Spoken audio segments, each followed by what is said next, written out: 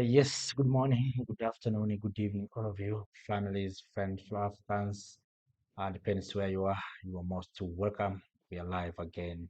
And this time we are from Yokohama in Japan, where we are going to hear from African leaders who have attended TICAD 9. We're going to share what our leaders who are in Yokohama, Japan, what have said. Of course, we start with President Ruto, the President of Republic of Kenya. Then we come to President John Dramani Mahama. As we get more speeches from our leaders, we'll also share the speech of the President of South Africa, Mr. Cyril Ramaphosa. So let us start with President William Samoei Ruto, what he has said in that summit. So join with me in this live streaming where we are going to hear from our leaders who have attended the TICAD 9 in Yokohama, Japan. Welcome.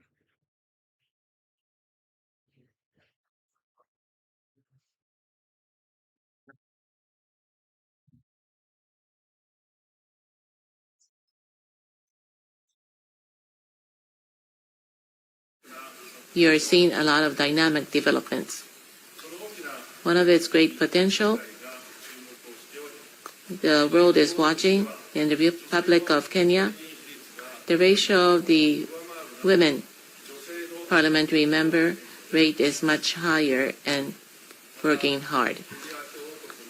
Also, Dr. Miriam Wele has engaged in medical reform, public hygiene policy, and was able to receive the first Hideo Noguchi African Award in 2008.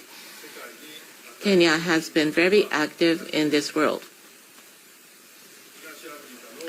Republic of Kenya plays a major role in the regional economy of East Africa. And for that country and Yokohama to exchange in business and various areas, and we hope that our ties will continue to grow. So, without ado, we would like to ask Dr. Ruto to speak to us about creating together the future of Kenya and Yokohama. President Ruto, please.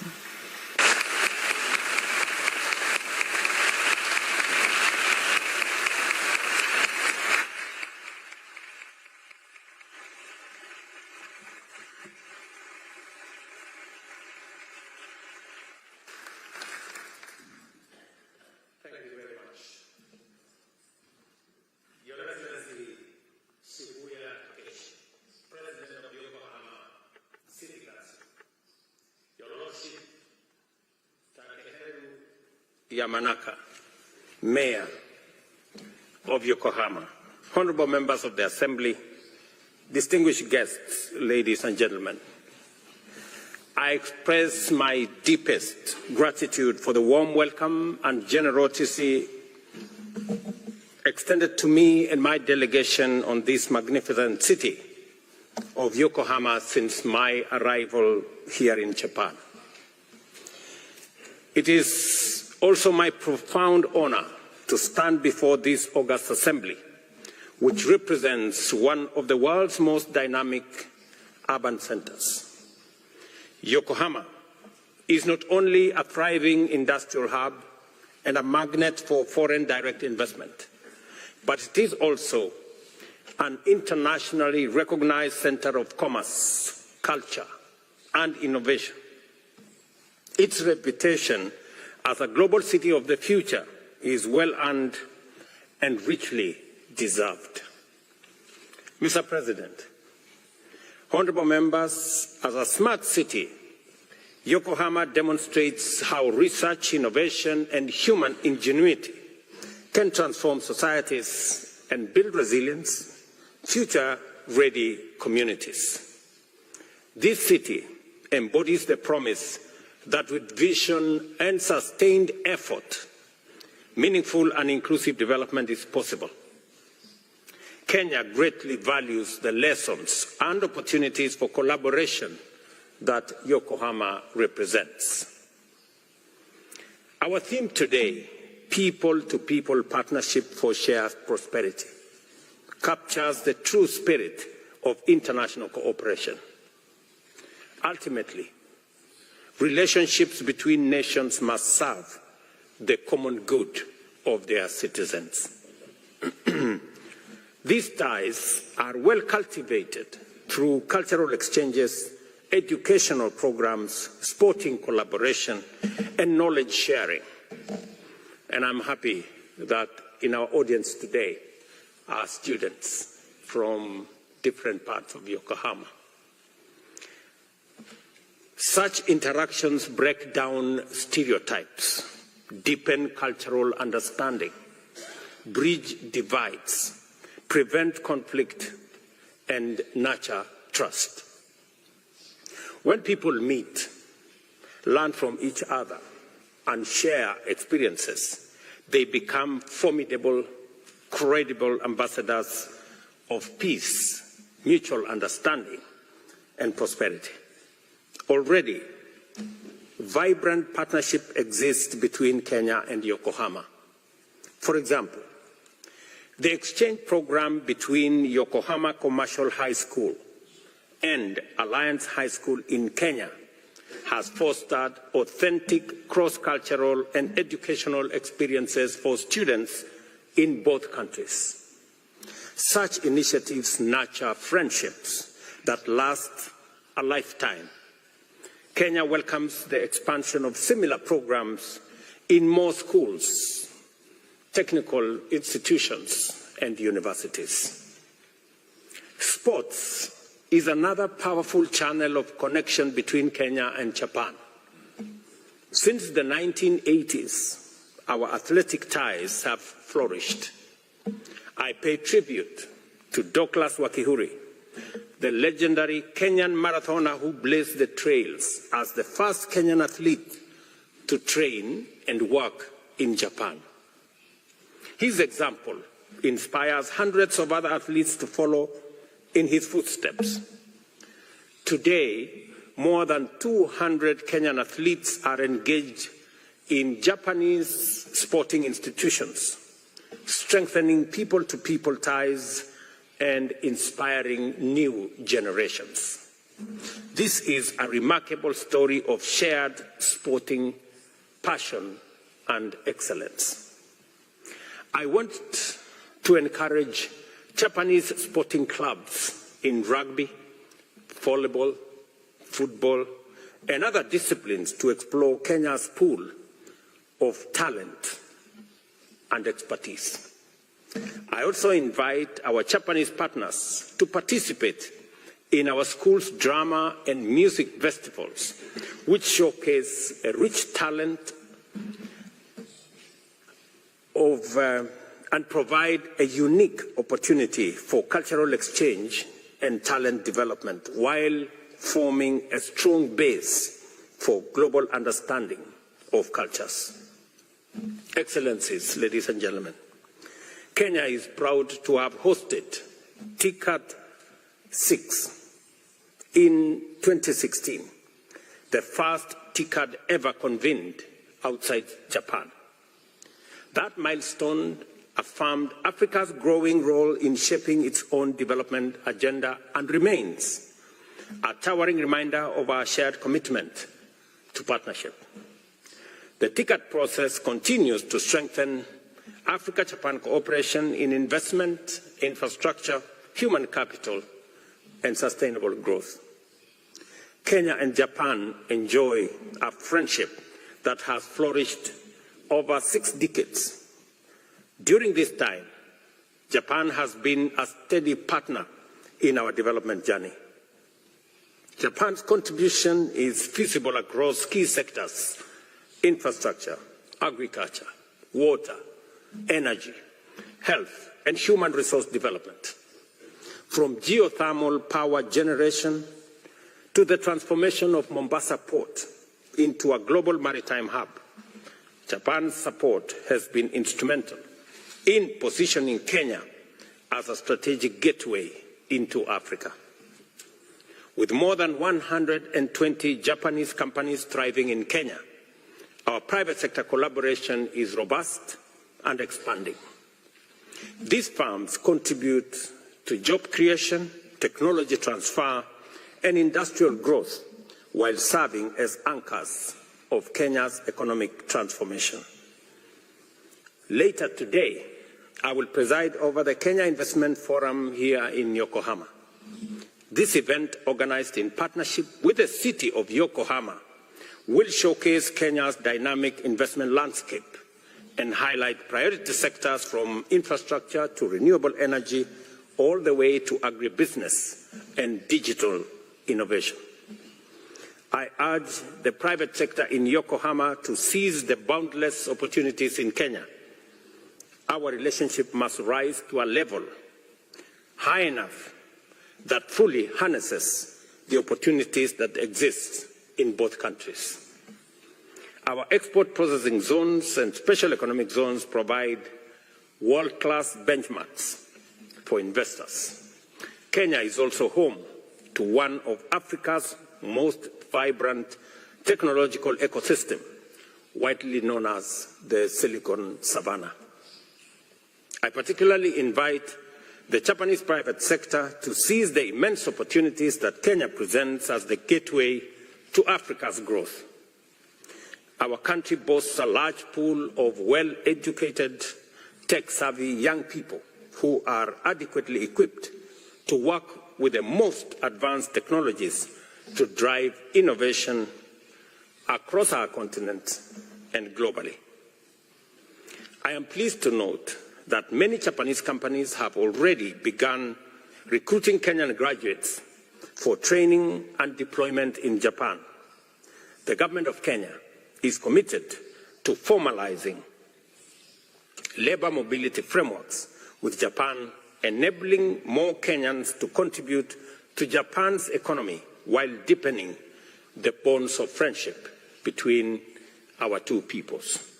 Honorable members, Kenya's energy mix is already 90% green and renewable, giving investors access to reliable, competitively priced power with one of the lowest carbon footprints globally, an ideal platform to anchor industrial capacity.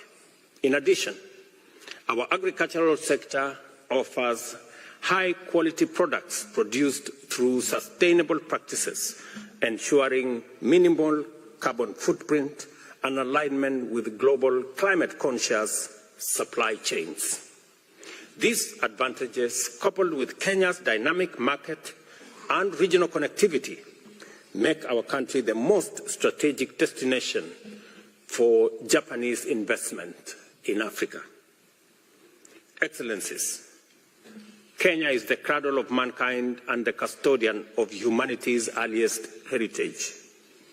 Magical Kenya offers breakthrough and breathtaking landscapes, iconic wildlife, and diverse cultures. That is why I have always said that visitors to Kenya are not merely tourists, they are actually returning home. We warmly welcome more visitors from Japan to discover the magic of our country, the home of the original wonder. Kenya is equally proud to be the gateway to the East African community, a regional bloc of 8 nations with a population of 300 million and a combined GDP of nearly $330 billion. This integration has created a dynamic common market with simplified cross-border trade, a talented workforce, and tremendous growth potential. With the alignment of the East African community and the Africa Continental Free Trade Area, investors gain access not only to East Africa, but also to the entire continent. I therefore invite Japan, and especially the business community here in Yokohama, to expand engagement with the East African community. Just as Yokohama is Japan's gateway to the world, Kenya is your gateway to East Africa. and the wider African continent. As I conclude, allow me to reiterate that humanity has always thrived through cooperation. In today's interconnected world, our interdependence is more evident than ever, whether responding to pandemics, mitigating climate change, combating food insecurity, or maintaining peace. Kenya is committed to working with Japan and the global community to confront these challenges together and to explore opportunities for our mutual benefit. Our shared values of democracy, freedom, and the rule of law give us a solid foundation to pursue collective solutions for humanity. Asante sana. I thank you. Arigato gozaimasu. Thank you very much.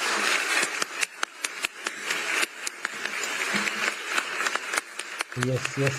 That is Mr. Ruto speaking. But also, Ruto has met with investors. Let us now go and hear what Ruto has said when he met with Japanese investors. And then I'll come to another President John Dramani Mahama. Let us now listen what President Ruto said when he met with Japanese investors. We have received the expression that they will be collaborating with Japan. So 2027,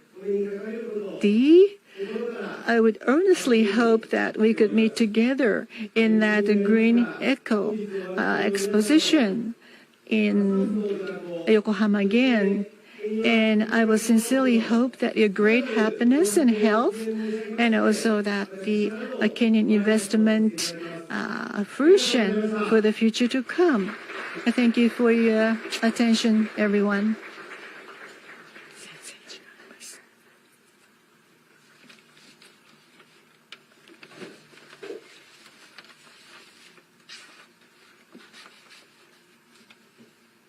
Thank you, Honorable Mayor, and he will be leaving us shortly to attend to another engagement, and we will, Your Excellency, grant him leave. Thank you. The next speaker is really the President of the Yokohama City Council, Mr. Takeshi Shibuya, who together with the Mayor are really co-hosting this event with us. Let's put our hands together to welcome Mr. Takeshi Shibuya. Your Excellency, please.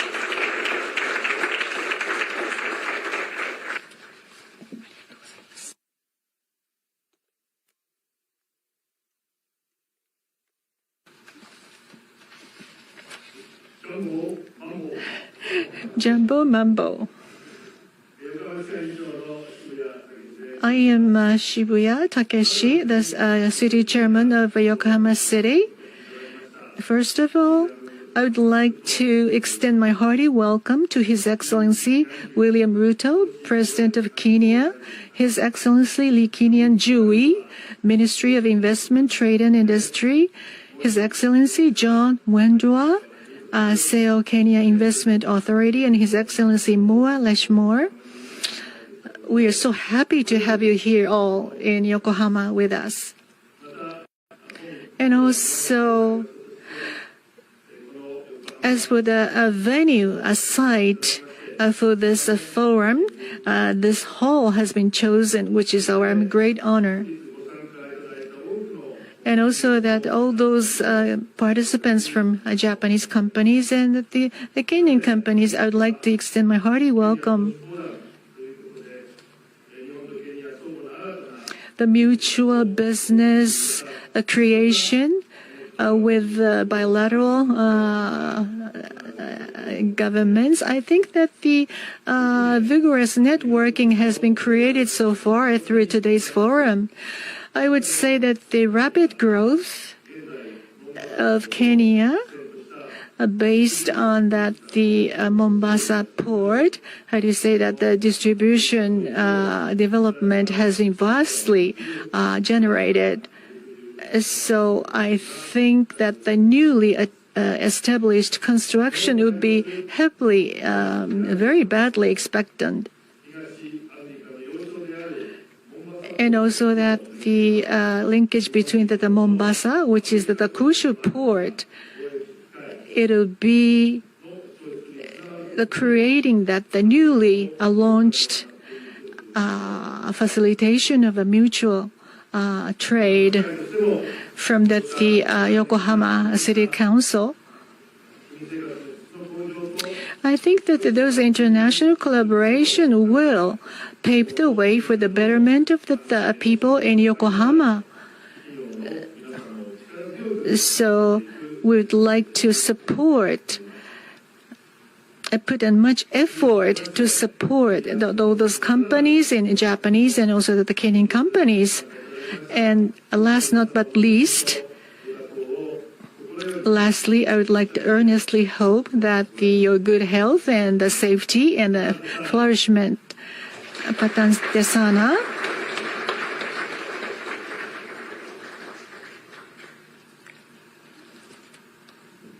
Thank you, President of Yokohama Council, Mr. Takeshi Shibuya.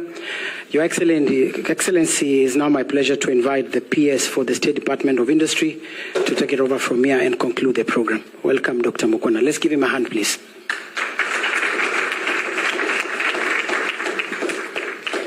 Thank you, John.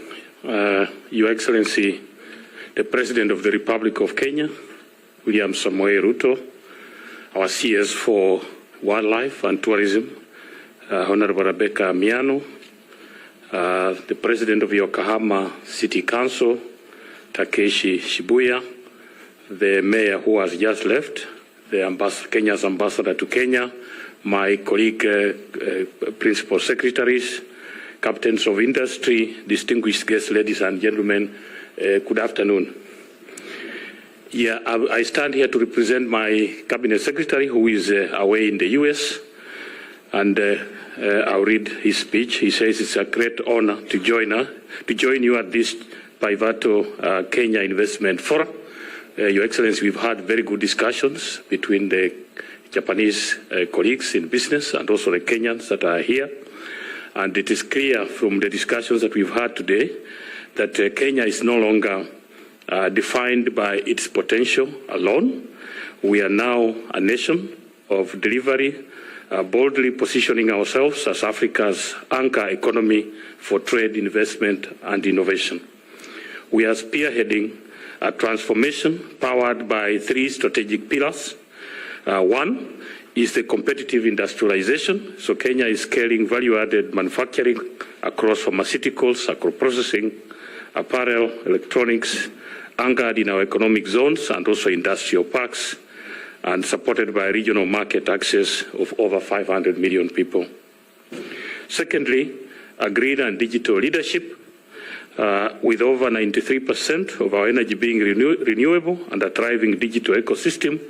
Kenya is Africa's hub for sustainable tech-enabled growth, from fintech to business process outsourcing. Our digital economy is creating jobs and powering global solutions.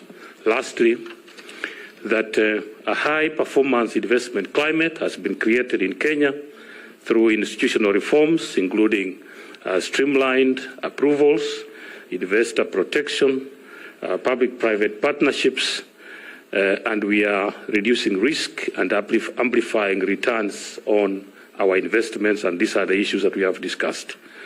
As illustrated in earlier presentations, Kenya offers scale, stability, and skilled talent. We invite all Japanese investors in the room and beyond to forge high-impact sustainable ventures with us, leveraging our clear energy, digital capabilities, and global market. We really appreciate from the ministry you are being able to attend this conference that will bring together, again, the Kenyans and the Japanese companies that are eager to invest in the Kenyan ecosystem. With those few remarks, I want to invite the Cabinet Secretary for Tourism and Wildlife, Honorable Rebecca Miano, to invite you to speak. I thank you.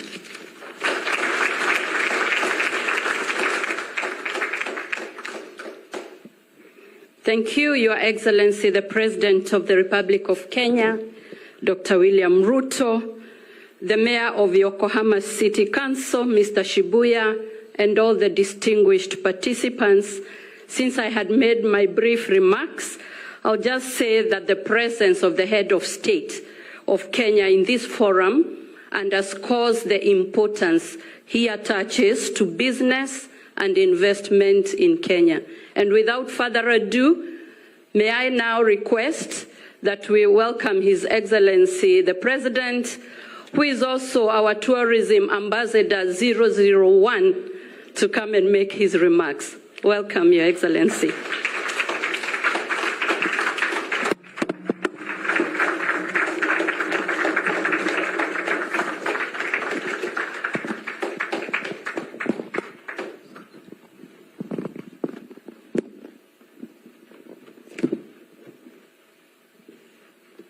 Thank you very much. Please, let's take our seats. Excellencies, distinguished ladies and gentlemen, I am delighted to be with you here in Yokohama for TICAD 9.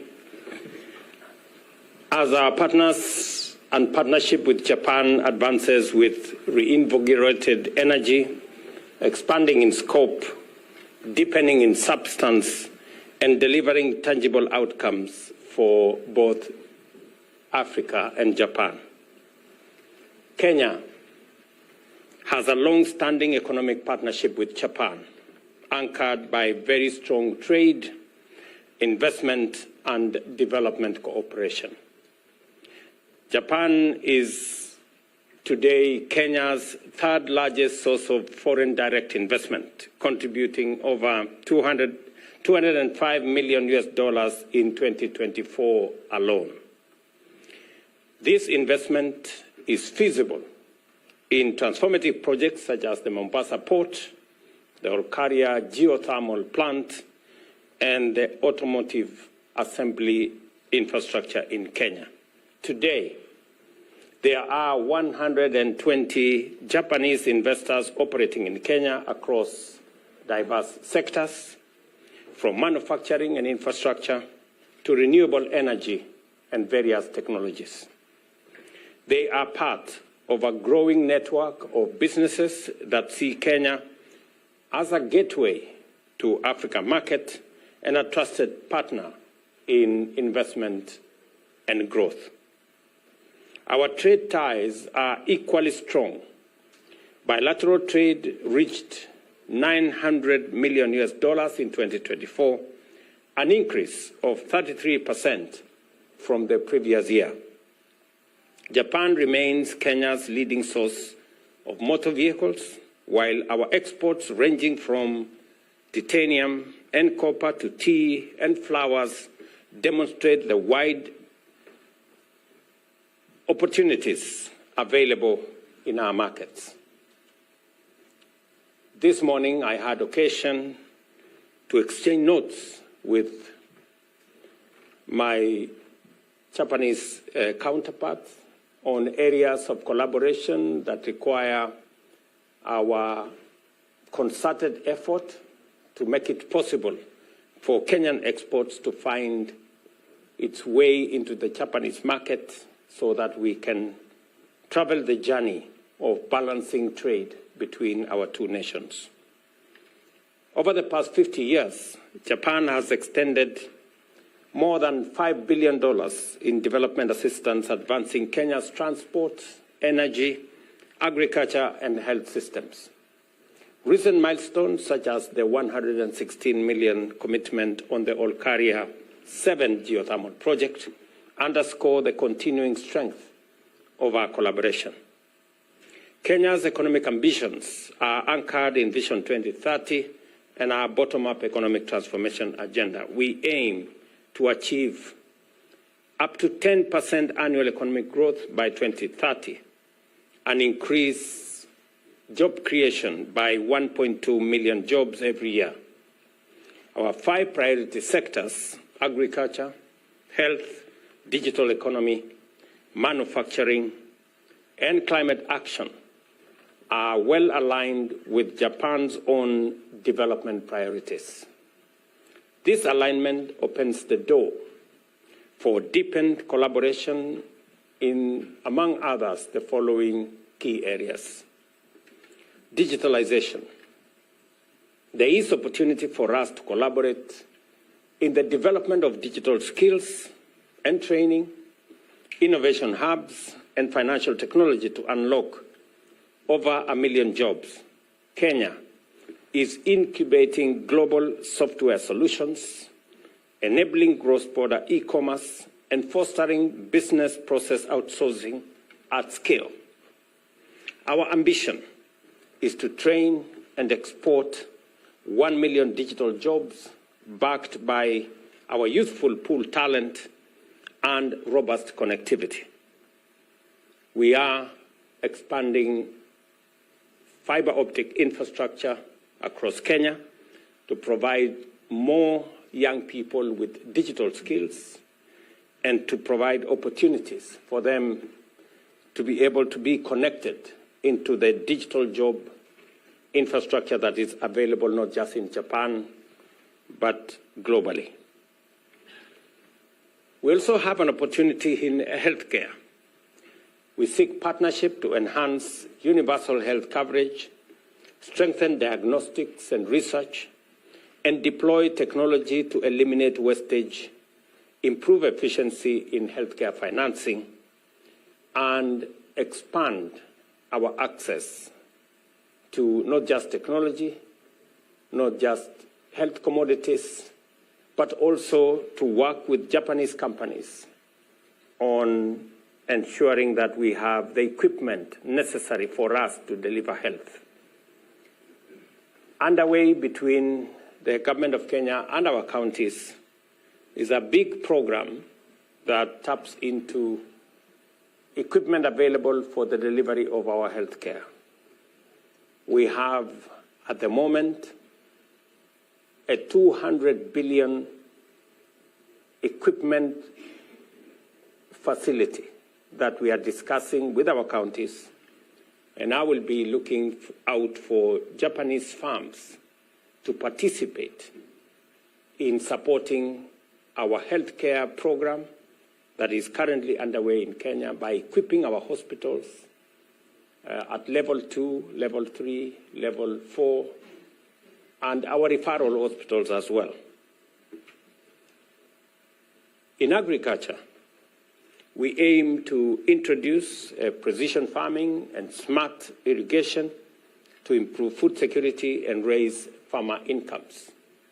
We are currently discussing with JICA the expansion of a Ahero rice irrigation scheme in Bunyala, additional rice irrigation scheme in Migori, in Kuja, in Mwea. We are discussing another 40,000 acre facility of rice in Bura and another 50,000 acre facility in Tana Delta. We will be looking out for Nerika, the Japanese strain of rice. We will be looking out for research. We will be looking out for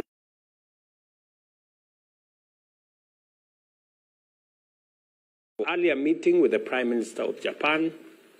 There was a conversation on how we can tap into African and Kenyan capabilities and potential in food security, not just for our own food security in the continent or in Kenya, but globally as well. And therefore, there will be opportunities for us to work together in that space. In automotive manufacturing, we seek to leverage Japan's very well-known expertise and experience in the automotive space. I remember a few days ago, I had a conversation with the Toyota leadership in Kenya on our intention to transition Kenya's transport sector to e-mobility. And there is an opportunity for Japan to work with Kenya in this space because we are making deliberate, intentional steps to transition to e-mobility. We have already put out our intention to buy 5,000 vehicles for our police and our provincial administration that must be in the space of electric mobility. And I believe that Toyota has an opportunity. I remember discussing this with the leadership there. Also, charging infrastructure and the whole space around green mobility financing. There is opportunity for that kind of conversation, and I hope the teams, both from Kenya and Japan in this meeting, will be discussing that business opportunity that is readily available.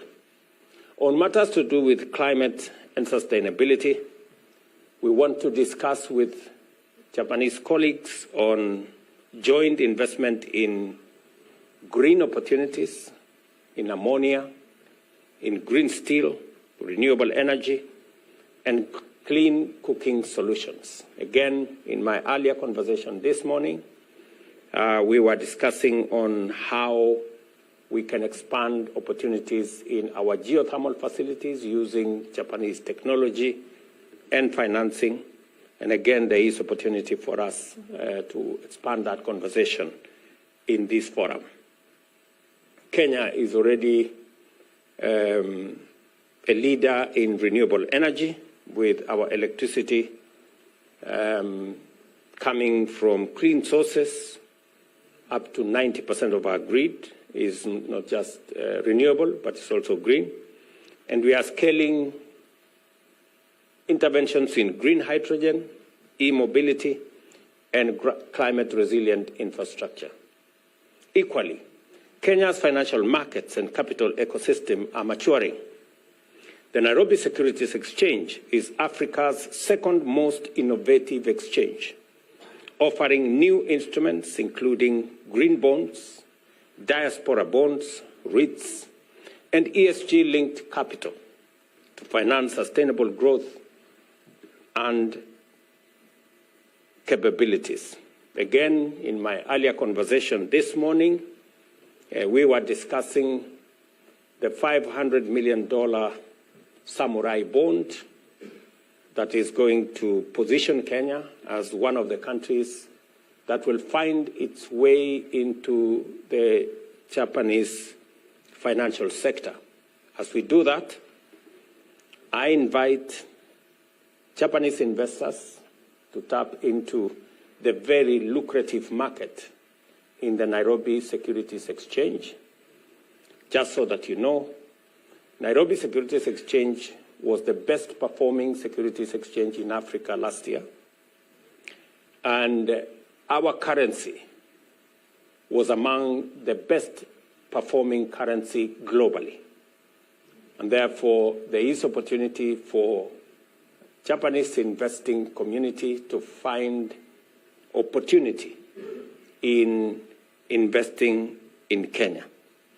Ladies and gentlemen, Kenya's economy remains resilient. GDP is expected to grow at 5.6% this year, despite global headwinds arising from what we all know, the tariff regimes that are going on and the trade disruptions affecting many economies. Our inflation numbers are single digit, and through the Kenya Development Cooperation, we have established a green investment fund that, again, I want to interest Japanese investors to crowd in partnerships to scale up the fund to the targeted $1 billion.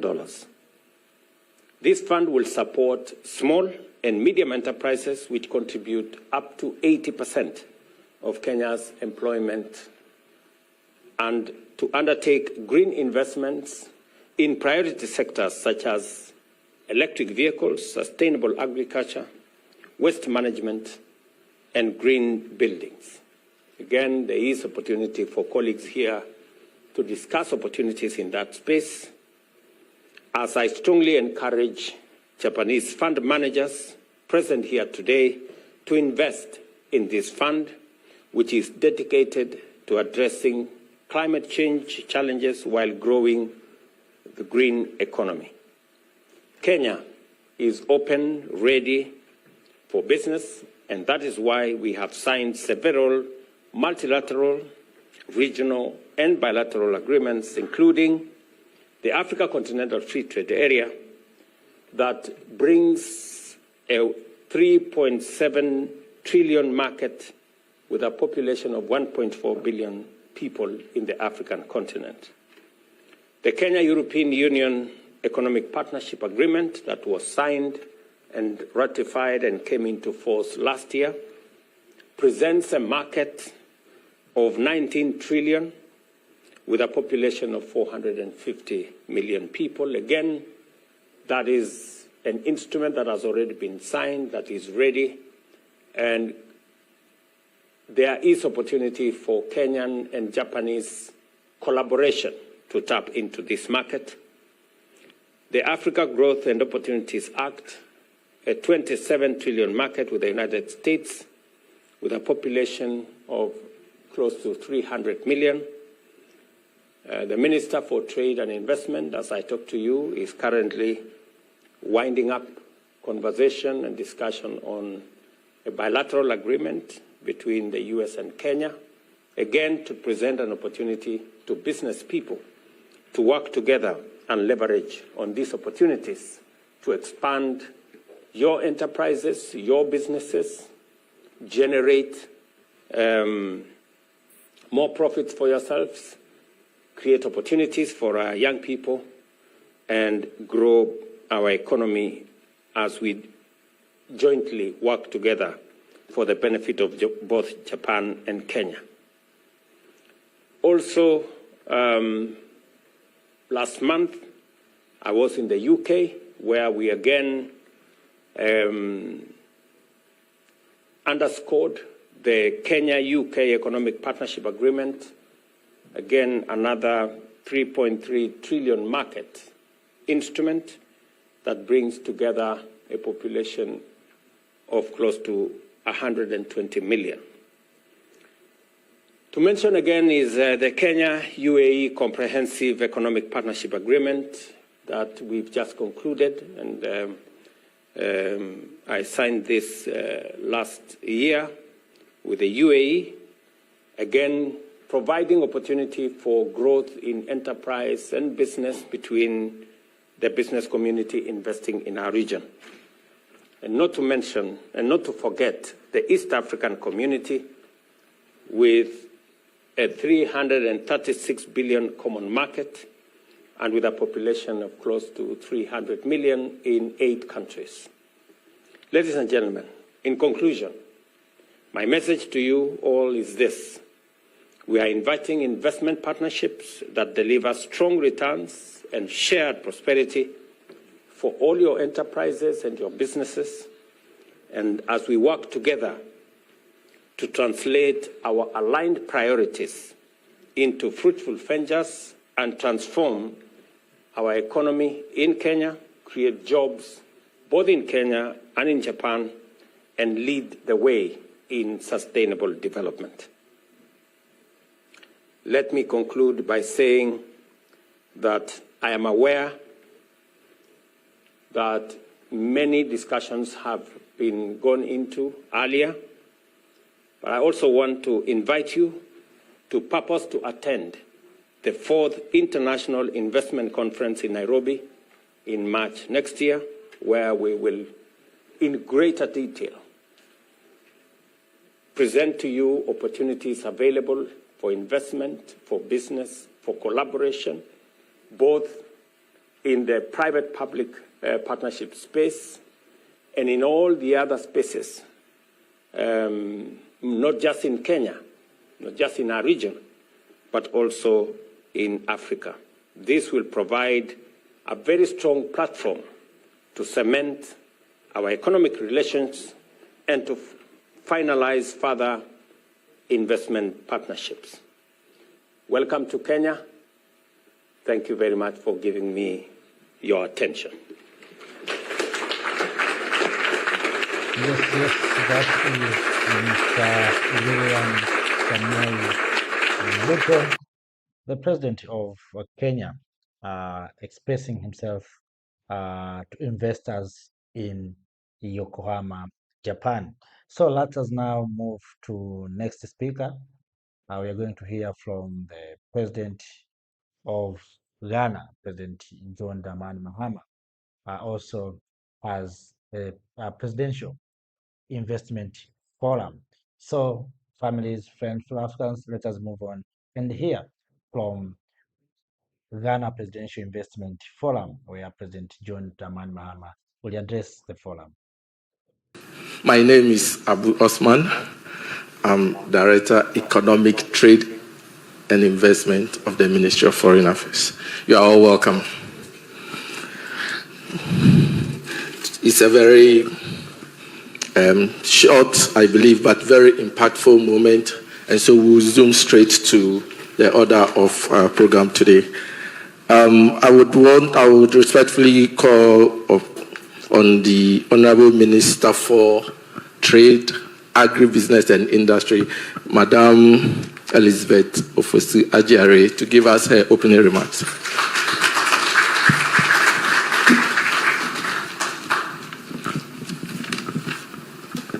Thank you very much. Your Excellency, the President of the Republic of Ghana, honorable ministers and senior government officials, distinguished industry leaders, heads of multilateral and development finance institutions, esteemed delegates, members of the Ghanaian and Japanese business communities, ladies and gentlemen, good morning. I'm deeply honored to address you today at this Presidential Investment Forum, held on the margins of the 9th Tokyo International Conference on Africa Development, TICAD 9. I would like to first express my sincere appreciation to the organizers of TICAD 9 for convening this important platform that brings together leaders, innovators, and investors around the world to strengthen partnership between Africa and Japan. I also wish to acknowledge the outstanding efforts of two of my agencies, the Ghana Investment Promotion Center and the Ghana Export Promotion Authority, for hosting this forum to showcase Ghana's competitive advantages, unlock bankable investment opportunities, strengthen Ghana-Japan economic partnership, and position our nation as the strategic gateway to West Africa and the wider Africa continent. For decades, Ghana and Japan have worked side by side, developing critical infrastructure, transferring technology, and strengthening human capacity, from major road interchanges that ease congestion to energy projects that stabilize our power supply. Japan's footprint is evident in Ghana's development journey. What makes this moment particularly significant is that Japan is entering a new phase of engagement with Africa. Beyond its traditional role as a development partner, Japan is now actively pursuing trade, investment, and strategic partnership across the continent, signaling a shared commitment to growth, innovation, and prosperity for both Africa and Japan. Japanese firms, once regarded as cautious and risk-averse, are now seeking to establish a more substantial presence in Africa, particularly in sectors linked to resource security, infrastructure, and industrial partnership. For Ghana, this presents a unique opportunity. By combining Japan's advanced technology and capital with Ghana's resource base and policy commitment to value addition, we can move beyond extraction to build integrated value chains and sustainable industries. Government policies and investment opportunities abound, but same will be espoused later. Ghana is open, eager, prepared, and strategically positioned to be your most reliable partner in Africa. My message this morning is simple. Ghana, under the leadership of His Excellency John Dramani Mahama, is ready, full of promise, and brimming with opportunities. I urge you to see Ghana not only as a market, but as a gateway to West Africa and the Africa Continental Free Trade Area. Together with Japan's innovation and Ghana's ambition, we can transform resources to industries, ideas into enterprises, and opportunities into prosperity. For Ghana, the priority is clear. We seek partners who will invest, innovate, and build industry with us. For Japan, the advantage is equally clear. Ghana offers stability, resources, and access to vast continental markets, especially the Africa Continental Free Trade Area, as well as returns on your investments. Let us therefore move forward with determination, turning today's dialogue into joint ventures, industrial clusters, and simply supply chains that carry the stamp of both Ghanaian resilience and Japanese excellence. I thank you for your presence, and I look forward to welcoming you on behalf of President Mahama as investors, partners, and friends. May God bless Ghana-Japanese relationship, and you are welcome to this forum. Thank you very much. Thank you very much, Honorable Minister. Ghana is not just a gateway, but we are open and eager. So to our Japanese friends, please, we are open to receive you. Thank you very much, Honorable Minister. Before our next guest, we also want to appreciate GEPA, our partners, and then Ghana Free Zones Authority. They are also our partners. And we have with us some ministers and invited and dignitaries. So we have here the Honorable Minister for Foreign Affairs, Honorable Samuel Okudzeto Ablakwa, my minister. Of course, the Minister for Trade just gave her remarks, so you all know her. We have here also the Minister for Roads and Highways, Mr. Govens, Honorable Govens Agoja. We also have here Madam Joyce Mokhtar, the Special Aide and Senior Presidential Staffer. We also have with us our Ambassador to Tokyo. When the President is here, I won't say His Excellency. Our Ambassador, Madam Genevieve Apali. We also have, of course, Mr. Simon Maji, the CEO of Ghana Investment Promotion Center. Please, Mr. Maji, can we see you? And we also have Mr. Francis Kwatin Arthur, the Chief Executive Officer of the Ghana Export Promotion Authority. We have also senior staffers from the presidency, and then we have directors from the Foreign Ministry. But I also see here our ambassador to the Africa Union and Ethiopia, Ambassador Efriye, Robert Efriye. Thank you all for coming. And of course, our distinguished Japanese friends, you are all welcome. We cherish you. Please, our next speaker will be the Executive Vice President for JETRO. Madam, you have the floor.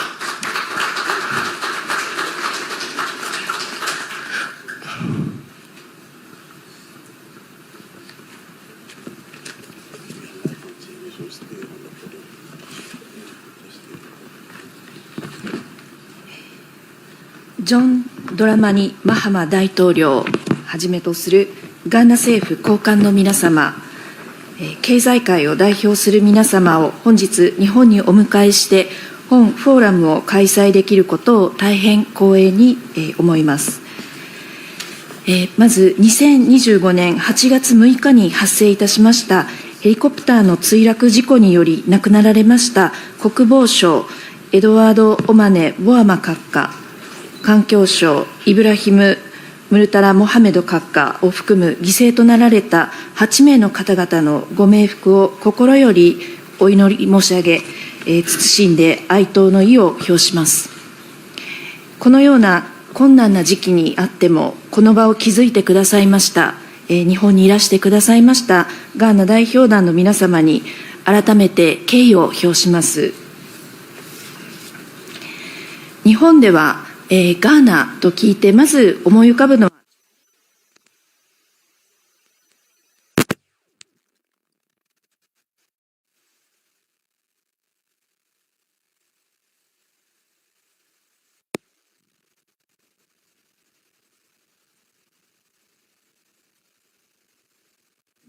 we take 長く親しまれているこのチョコレートにガーナという名前が冠されていることを誇らしく、そして嬉しく感じます。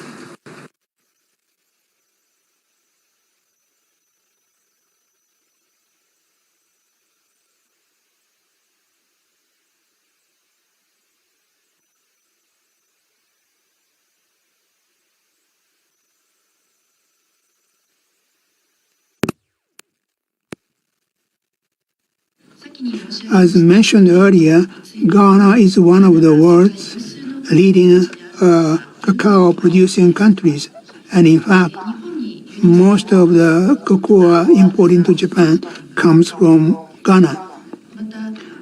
Ghana is also famous as the place where Japanese Yes, I'm sorry a little bit.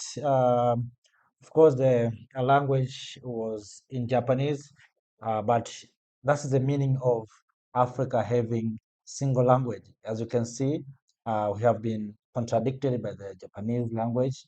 When all of us, we are familiar with maybe French or English, but if you go to Japan, you see Japanese are speaking Japanese language.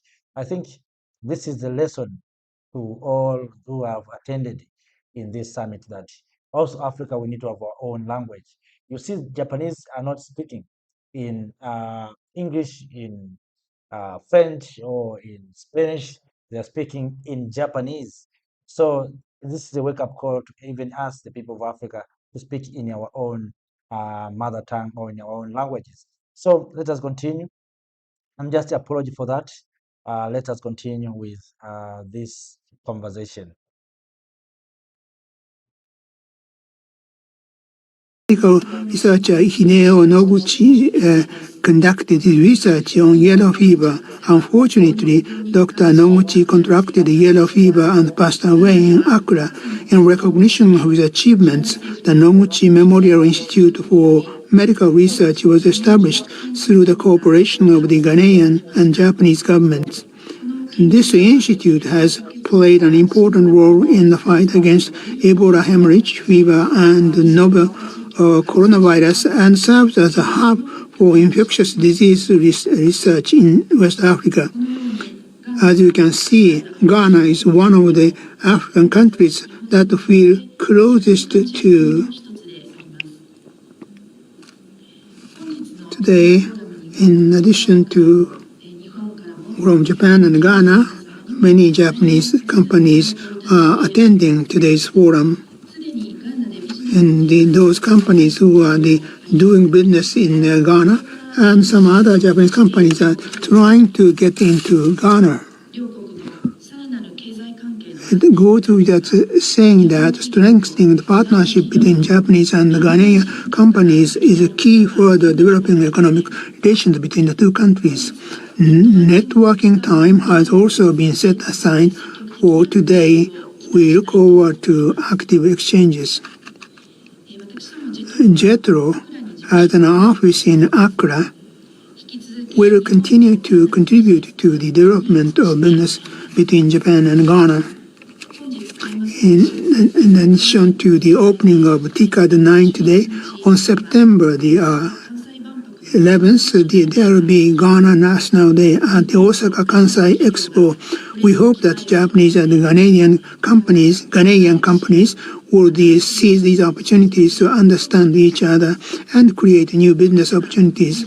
We hope that today's forum will serve as a starting point for the development of economic relations between the two countries across a wide range of areas. That's so much for my welcoming greeting. Thank you very much. Thank you very much, Madam. Thank you so much. As part of the FOCAC 9, there is a business and expo forum, and we have close to, I think, 100 Ghanaian businesses.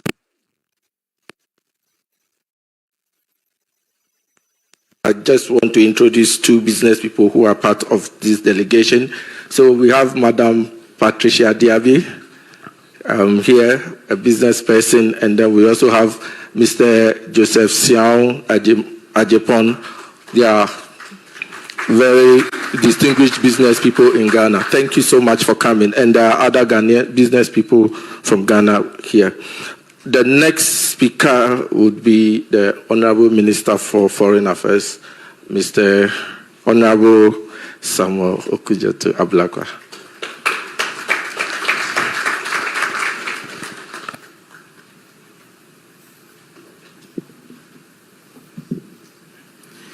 Your Excellency President John Dramani Mahama, the President of the Republic of Ghana, Honorable Ministers of State, senior government officials, Excellencies, ambassadors, business leaders, delegates, ladies and gentlemen.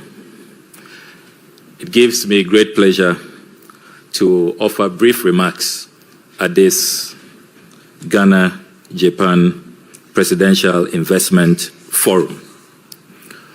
On the 7th of January 2025, when His Excellency John Dramani Mahama was sworn in the clip you just saw, he stated firmly that Ghana is open for business once again. President Mahama's distinguished presence at today's Presidential Investment Forum is an affirmation of that pledge he made when he was inaugurated as the 14th President of the Republic of Ghana. President Mahama, since coming into office, has ushered in a new dawn of commitment, macroeconomic stability, and respect for investors. You would have observed that the economic situation has greatly improved. Our currency is now regarded as one of the best performing currencies in the world. Macroeconomic stability has been restored, and the sovereign rating agencies have all begun to upgrade Ghana. We are no longer in the junk status, and we are no longer a bankrupt country, thanks to the visionary leadership of His Excellency John Dramani Mahama. I can also confirm this morning that when President Mahama appointed me, the charge he gave me, his marching orders, was that we should prioritize economic diplomacy. And so you will have observed that in all we have been doing at the Foreign Ministry, we have put the economic fortunes of our country at the forefront, because that is the mandate the President has given us. On the 1st of September, the President will be launching the first of its kind, a novel KPI, key performance indicators, for all ambassadors and diplomats from the Republic of Ghana. This has never happened in our history. And when you peruse that document, you will see that economic diplomacy is at the heart of it. The President wants our diplomacy to make an impact. Our diplomacy must lead to the improvement in the lives of the people. Diplomacy must promote investment, and diplomacy must create a safe haven for all of those who invest in our country. And that is what the Foreign Ministry has been charged to do. You also have observed that since President Mahama was sworn in on the 7th of January, he has respected all international agreements that he inherited. And so Japanese businesses are thriving. And you all know that no Japanese business, no contractual arrangement that was inherited has been adversely affected. And so we are delighted to see the progress that Japanese car manufacturers like Toyota Chusho, Honda, Suzuki, all these brands are doing very well, expanding, creating jobs. And the last time we had an engagement with Jetro, it was confirmed that you are all experiencing the new business climate, which is indeed positive to your investments. As the Honorable Trade Minister emphasized, when you invest in Ghana, you are not only investing in a stable, democratic country which offers you a market of some 33 million Ghanaians, but you are also investing in the gateway to Africa. Ghana hosts the African Continental Free Trade Area, which is the largest trading bloc in the world currently, where you are guaranteed a market of 1.3 billion Africans. And that is why we are conscious of that role that we play as an African country being looked up to by the rest of Africa to be that gateway that not only attracts investors but also protects your investments. As I wrap up, the pledge that we make to you as the Foreign Ministry of Ghana is that when you decide to invest in Ghana, you can count on our full and integrated support, right from the support that our Ambassador Akpalu here will give you at our mission in Tokyo, all the way toward GIPC, the Ministry of Trade, and others working in concert will afford you. We are determined to ensure that your investment is not only protected, but you also have good returns.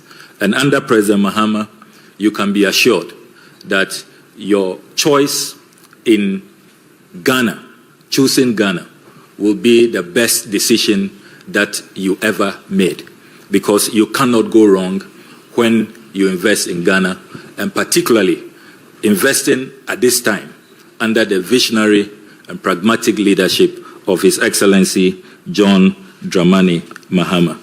I want to thank all of you for honoring our invitation, particularly our partners, the Ministry of Trade, GIPC, GEPA, our ECTIP, the Economic Trade and Investment Bureau of the Ministry of Foreign Affairs, certainly our hardworking ambassadors, the mission here in Japan, supported by our multilateral diplomats from Addis. You have all made this possible, and we will continue to immortalize the memory of those who came before us, the likes of Noguchi, and all of those who have contributed greatly in shaping Ghana-Japan relations. We'll continue to walk that path, and we'll make sure that our bilateral relations grow stronger and stronger. So you are all warmly welcome to this Presidential Investment Forum, and we look forward to the outcomes. And we have no doubt that we are going to double our trade investment portfolios. We are going to have more businesses from Japan, and also we are going to have a lot more businesses from Ghana now investing in Japan. And let me commend the Japanese government that you are always being friendly to Ghana. You are not imposing tariffs. You are opening up your space for us. You are attracting more Ghanaian businesses, and you are also expanding your social contributions to our country.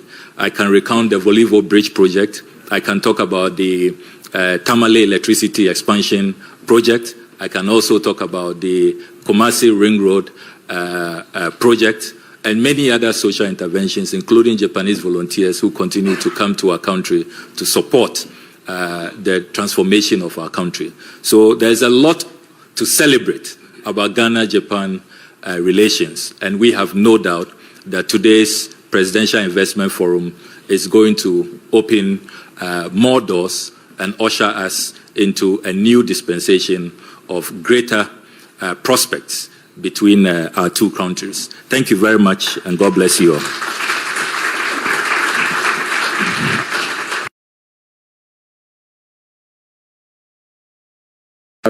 Says that our economic diplomacy is people-centered, and it's also whole of government approach. So when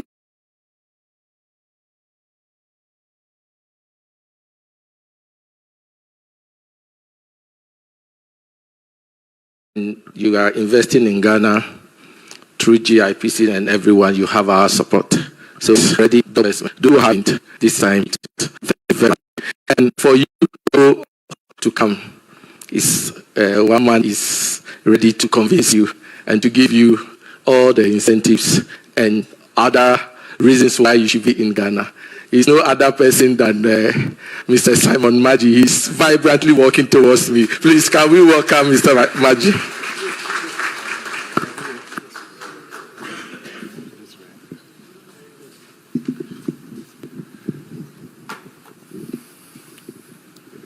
Good morning.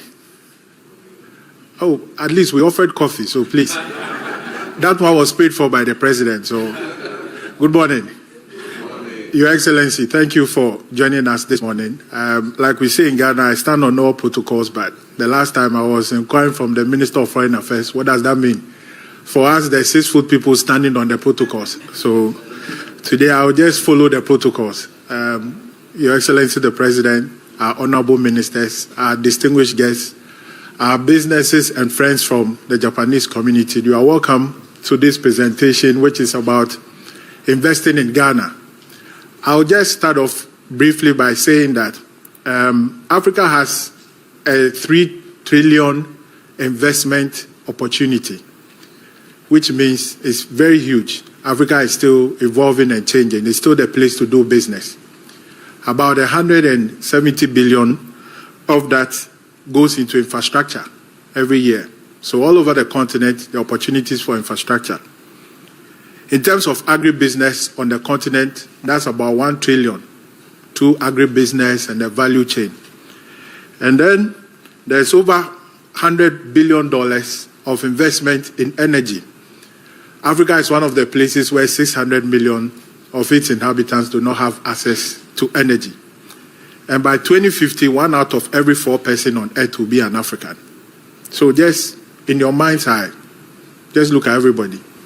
2050 is not that far. Many of us will live to 2050. So by 2050, 1 out of every 4 persons will be an African. And by 2035, Africa's consumer market will be 2.5 trillion United States dollars. So if you're a Japanese business and you are looking at this data and you look at Africa, where do you start from? So today we are inviting you to start from a country which has a visionary leader in the person of His Excellency John Dramani Mahama. And Mr. President, bear me out, today your intellectual property is gone. Your picture will be used, your quotes will be used, and even in our adverts, we're still using all your speeches, so it's gone. So we can't pay you for that, but your reward is in heaven. So this is a quote from our president at his inauguration.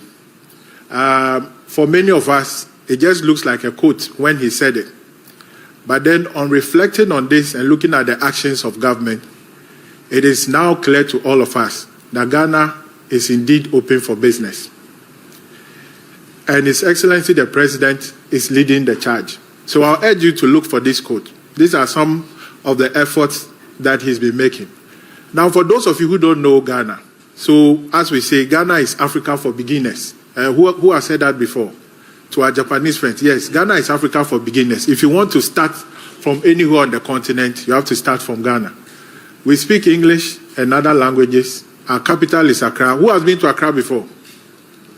Yes, a few of you. We want to see the rest of you following the president to Accra. Okay? And then we spend the Ghanaian cedi. So our land area is 238,000 plus. I think the Japanese land area is 378,000 square kilometers. And then our population is 33 million. The World Bank puts it at 34.4.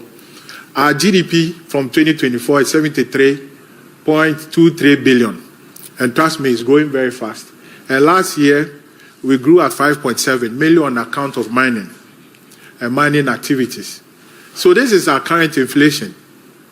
If you are to invest in Ghana, any investor will look at what is currently happening, what's government doing. So our inflation is standing at 12.1%. Fitch, we've been upgraded to B-. You can see our total export earnings. And then our consumer confidence index is also up. And most importantly for you, our business confidence index is rising sharply, means more of your compatriots are coming to invest in Ghana. So why invest in Ghana? Why Ghana? I said it's Africa for beginners, but why should I come to Ghana?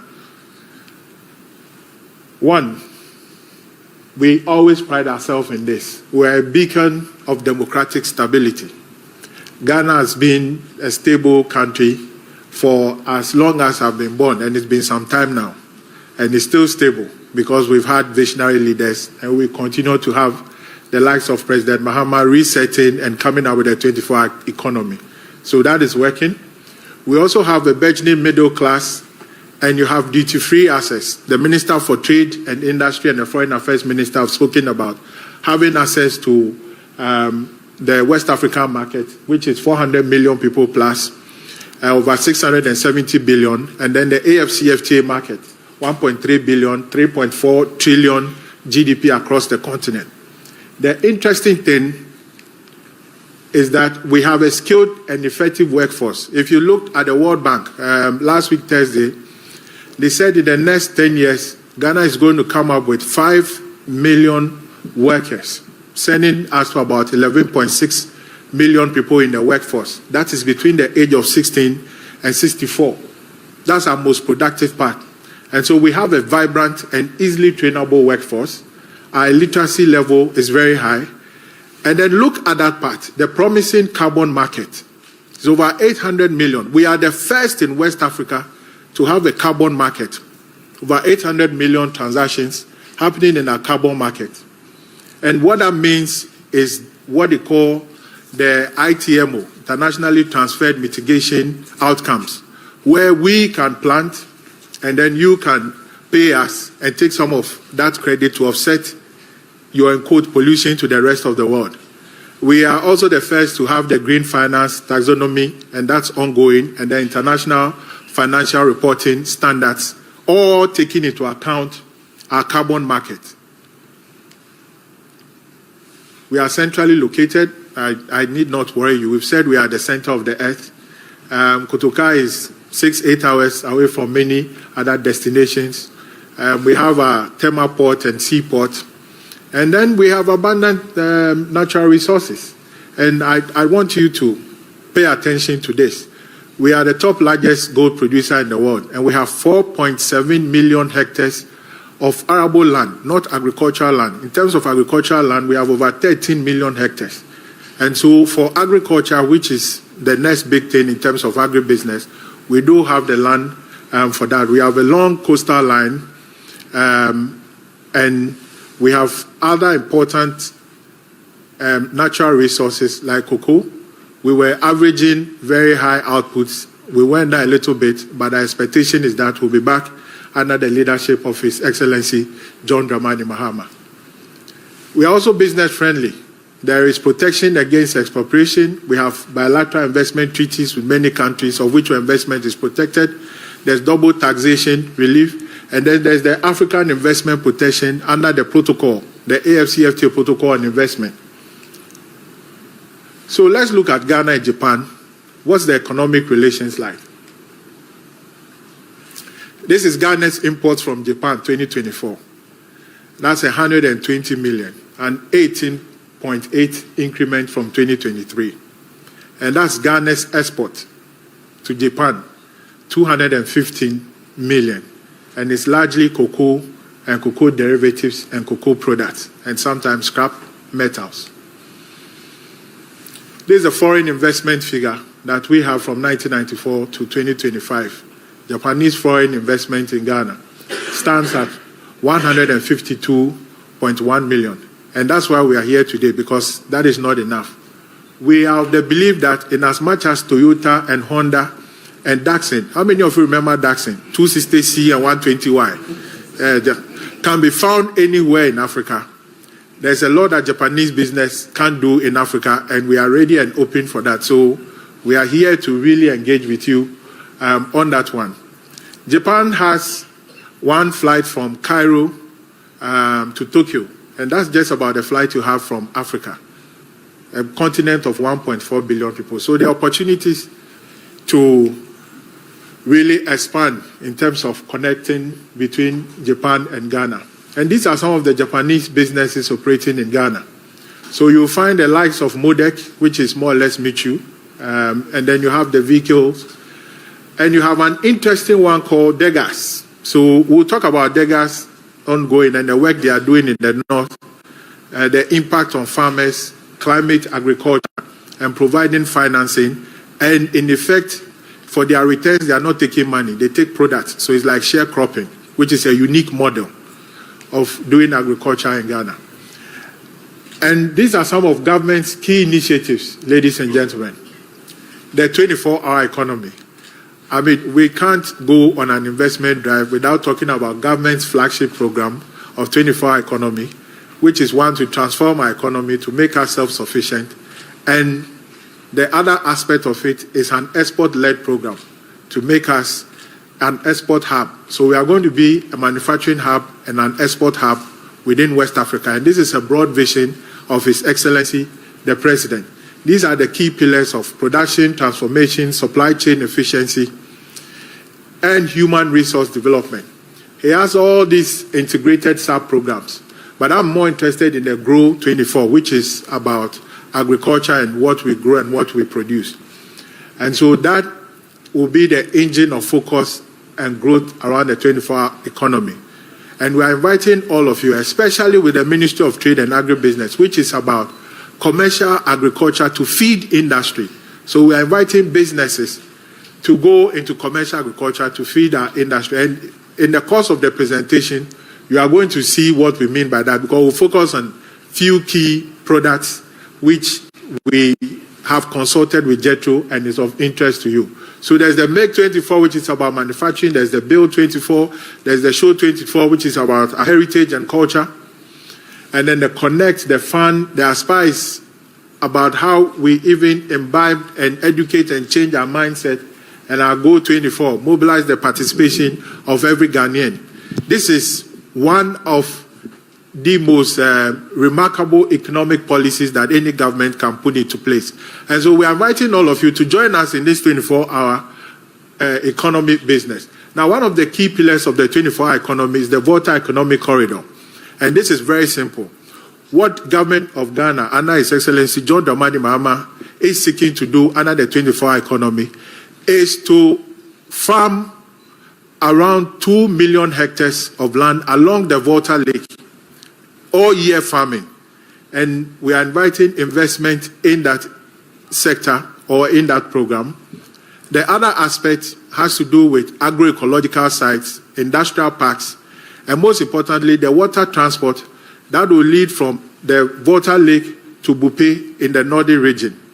We've all seen around the hotels here, we've seen the water and we see the transportation. This is the ambition of the government of Ghana. And how is government of Ghana intending to do this? So government of Ghana is going to create 3 special purpose vehicles, and that's where your invitation becomes important.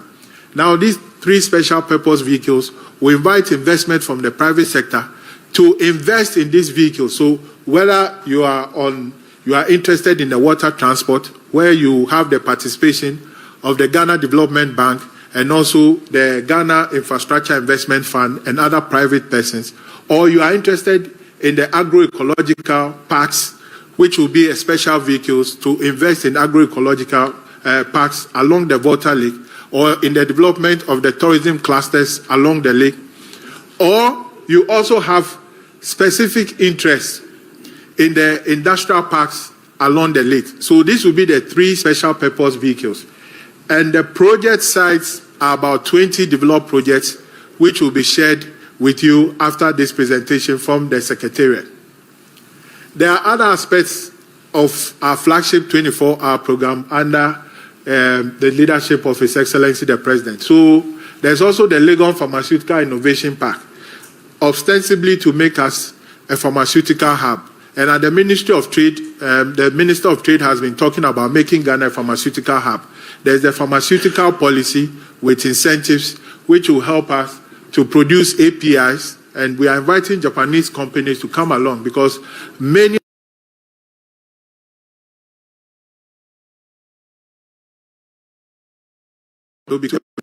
with the right incentives for you to produce them in Ghana. There's the Ghana Mall, which is both digital and also in person, the selling of Ghana-made products. I can see Cocoa King. Where are my friends from Cocoa King? Are they here? Cocoa Foundation in Brahafo. Yes, so you can sell that online as well. And then there's the Kumasi Machinery and Technology Park, ostensibly to develop light equipment for agricultural purposes and for use in our country. The other important part of government's push, and we call it a big push, is the National Infrastructure Development Program.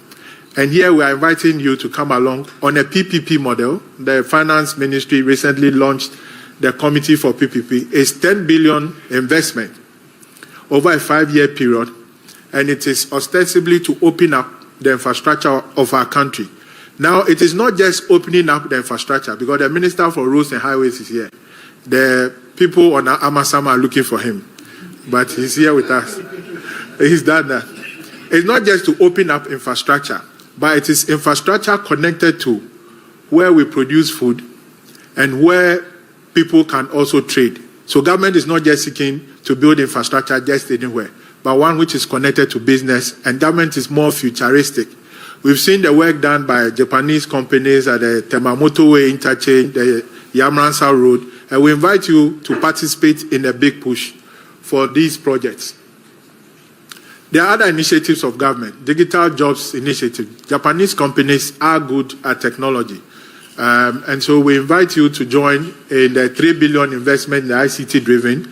There's also the 1 million coders program, which is still ongoing. And government intends, under the leadership of His Excellency the President, to set up a 50 million fintech fund, which is to grow up the financial technology industry in Ghana. I think one of them is DEGAS. DEGAS is agricultural financial technology. There's also the Agric for Economic Transformation, and we can see it here. Feed Ghana. There's also the poultry component. One of the most important parts for the Agric for Economic Transformation is the farmer mechanization centers. His Excellency the President announced a few weeks back that 10 of them have commenced.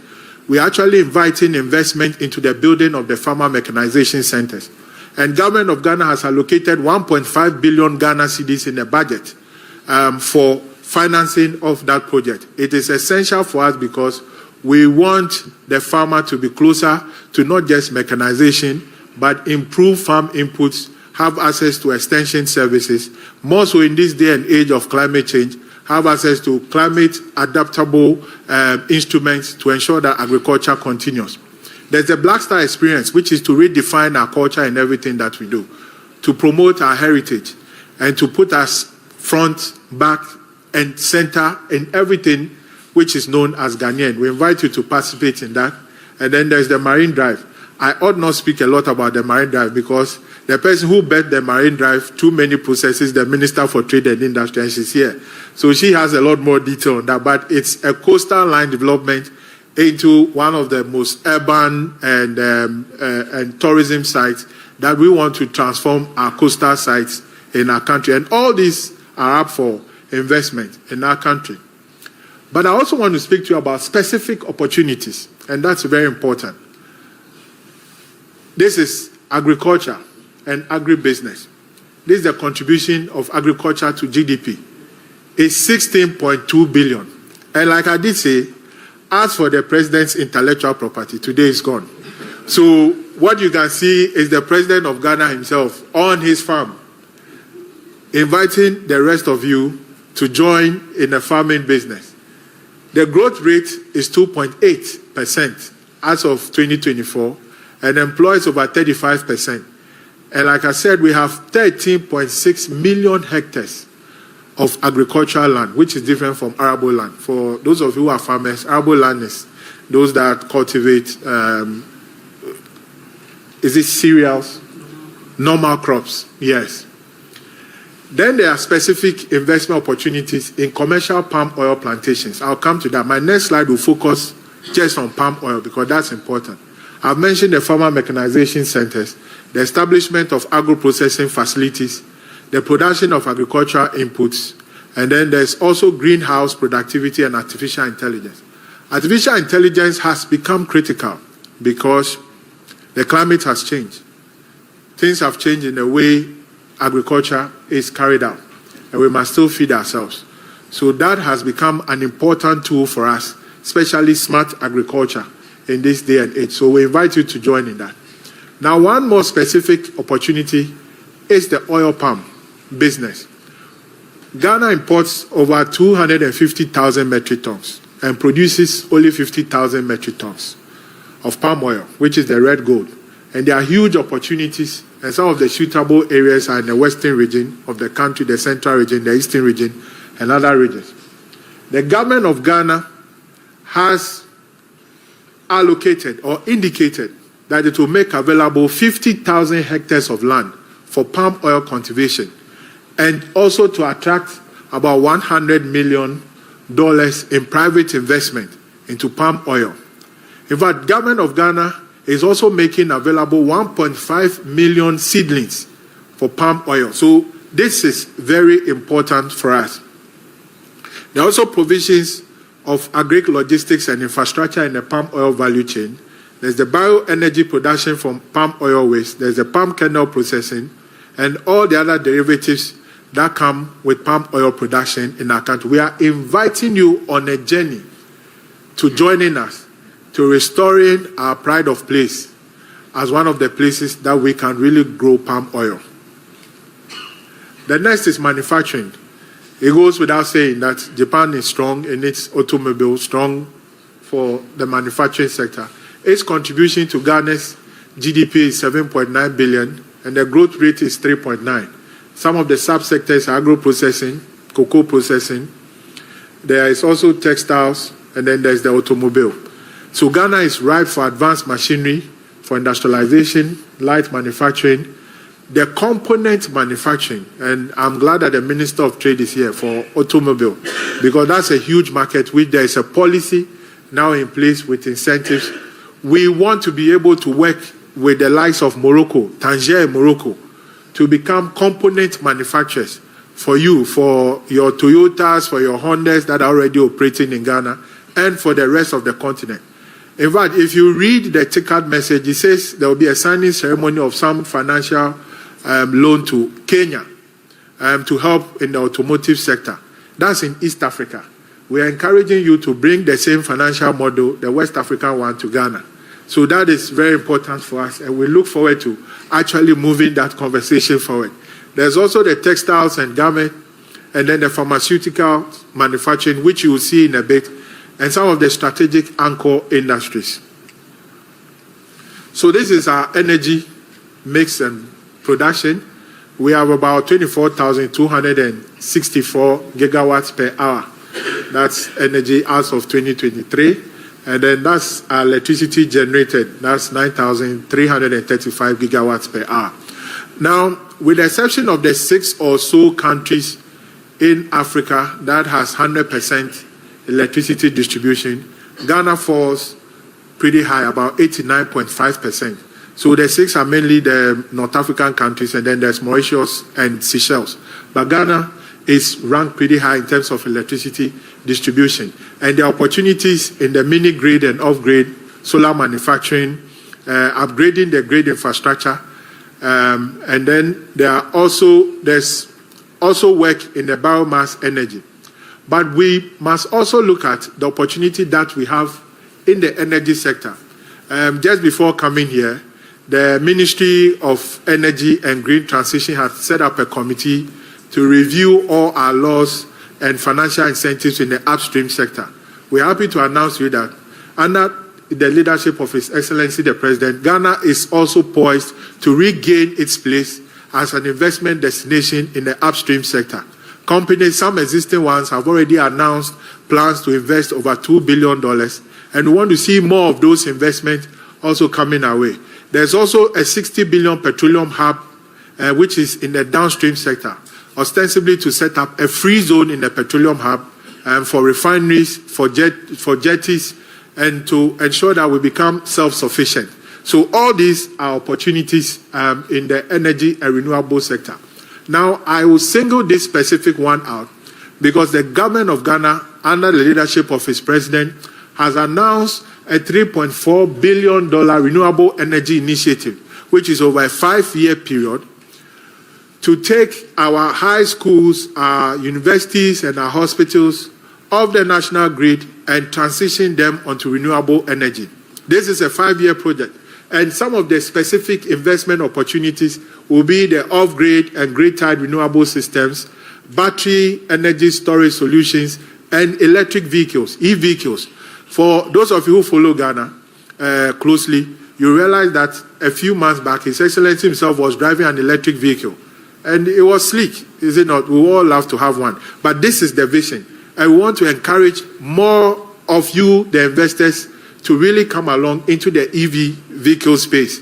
There's been work towards that, and it's been very significant. We are also the hub of critical minerals. We've seen that Japanese companies are now in Zambia looking for critical minerals. There are reserves of critical minerals in Ghana. Lithium, even though the global price may have gone down, we have reserve over 900 million. We do have 22.5 million of graphite also in reserve. Manganese, we are well known. We are about the third production, highest production in Africa. We have about 45 million tons.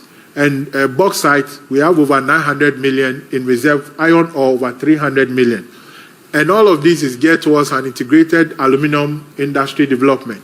Bauxite, aluminum refineries, smelting, downstream manufacturing, steel manufacturing, lithium processing for battery. We know the prices will go up.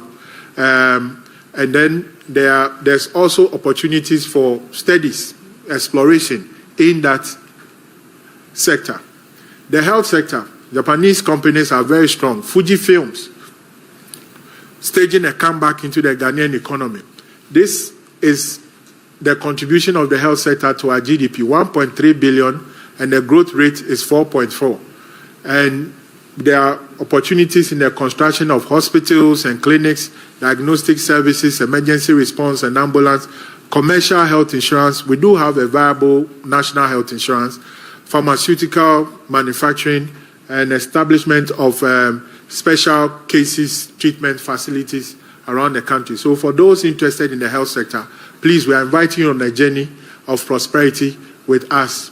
And this is our pharmaceutical sector. This is the current value of Ghana's pharmaceutical market. It's over $600 million. The projected value by 2030 is $900 million. And then the projected value of the ECOWAS pharmaceutical sector is $9 billion. Now, the interesting thing about investing in Ghana is that the standards that you get from our Food and Drugs Board and from Ghana's Standards Authority is accepted in other West African countries. So when we say we are Africa for beginners, it's not just a math or it's not just by word, but it's also by the things that we do. So if you produce in Ghana any drug, you can just export it to Liberia, to Mali, and to every other place in West Africa. So the 400 million people in West Africa are actually your market. So we are inviting you to come along. There is a whole PharmaVax product. Luckily for us, His Excellency the President is now one of the global champions for Africa's health sovereignty, which we want to reclaim our place in the world where we'll be able to manufacture our own vaccine. Vaccine manufacturing is a huge opportunity for investment, and we are encouraging you to come along with us. Research is also critical. Madam from Jetro did mention Noguchi. For 100 years, Noguchi came to research in yellow fever and passed on. So research is still essential, where we will build our own Africa Research Center. These days, as diseases like cancer and others emerge, the African DNA is not readily available. So the opportunities to invest in researching in our own DNA components to build up data for that. These are culture, arts, and tourism. We have over 6,702 tourism enterprises, and it contributes about 1.29 billion. These are the investment opportunities. We are looking for the establishment of hotels, recreational centers, conference facilities, because we just don't want to be the manufacturing hub. We are home to the AFCFTA, which makes Ghana the commercial hub for the continent. So we need investment in all of these infrastructure to accommodate the meetings and the people that would come to Accra. Now, why would you invest in Ghana? If you look at the UNTAC data, 60% of businesses from the advanced world would come to invest in Africa or the global south based on the incentives that you get. Ghana offers one of the generous incentives for investors, people willing to come to Ghana to do business. And so these are the incentives. For those farming in cocoa, and just so you know, the government under His Excellency President John Dramani Mahama has announced that they are going to make available 200,000 hectares of land for cocoa farming and cocoa plantation. It's not reserved for Ghanaians. We are inviting you to also come and farm cocoa because this is one of the biggest exports to Japan. Cocoa farmers' income is never taxed. And when I discovered this, I was wondering what my retirement would be. So I'm encouraging you. It's 100% exempt. It's like zero rated. It's not taxed by the government of Ghana. Whatever you make out of cocoa farm is not taxed. Then cocoa byproducts, agro-processing, cash crops, and livestock is 1% for the first 5 years. If you go into any of these, it's 1%. Manufacturing, the average standard tax rate in Ghana is 25%. But for manufacturing in regional capitals, outside of Accra and Tema, is 18.75%. So it's reduced for you. Now, in manufacturing outside the regional capitals, it's 12.5% corporate income tax. This is how generous it is. In some other regions of Ghana, the 5 northern regions, the tax rate is 5% on everything else because we want to spread investment across. There's also 8% on horticulture and processing of agricultural raw materials. If you do that for non-traditional export, and my colleague from GEPA is here, your tax rate is 8%. There are locational incentives, and that's what you have there. If you're operating in Accra and Tema, you have a 20%. After your 5-year concessionary rate period is over, we'll just charge you a little 20%, while everybody else is paying 25%. And then in other regions, it's 15%. Then outside those other regional capitals, it's 10%.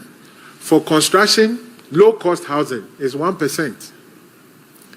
And then 22% instead of 25% for those that are into hotels. The banking services, you have 20% CIT when you give loans to farming and leasing companies. And then there's 1% for 10 years for unit trust. Those who invest in our unit trust on the SEC. Then investors in these funds also have 1% final withholding tax. For venture capital, it's 1% on your profit and 5% on whatever investment that you recoup.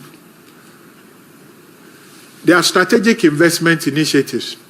Under the new Exemptions Act, any investment above $50 million means you can have your own incentives negotiations with the government of Ghana. And luckily for us, we have the Minister of Trade and the President here. So anybody with 50 million, right after the meeting, you just wait outside the door and start the negotiations.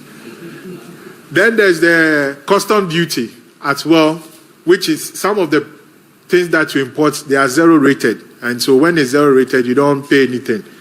But there are also ones that if you need a lot more, you negotiate, and it's all subject to the Ghana, the Exemptions Act. I'm glad they mentioned that Zoom Lion is here. Incomes from waste processing is 1% for the first 7 years.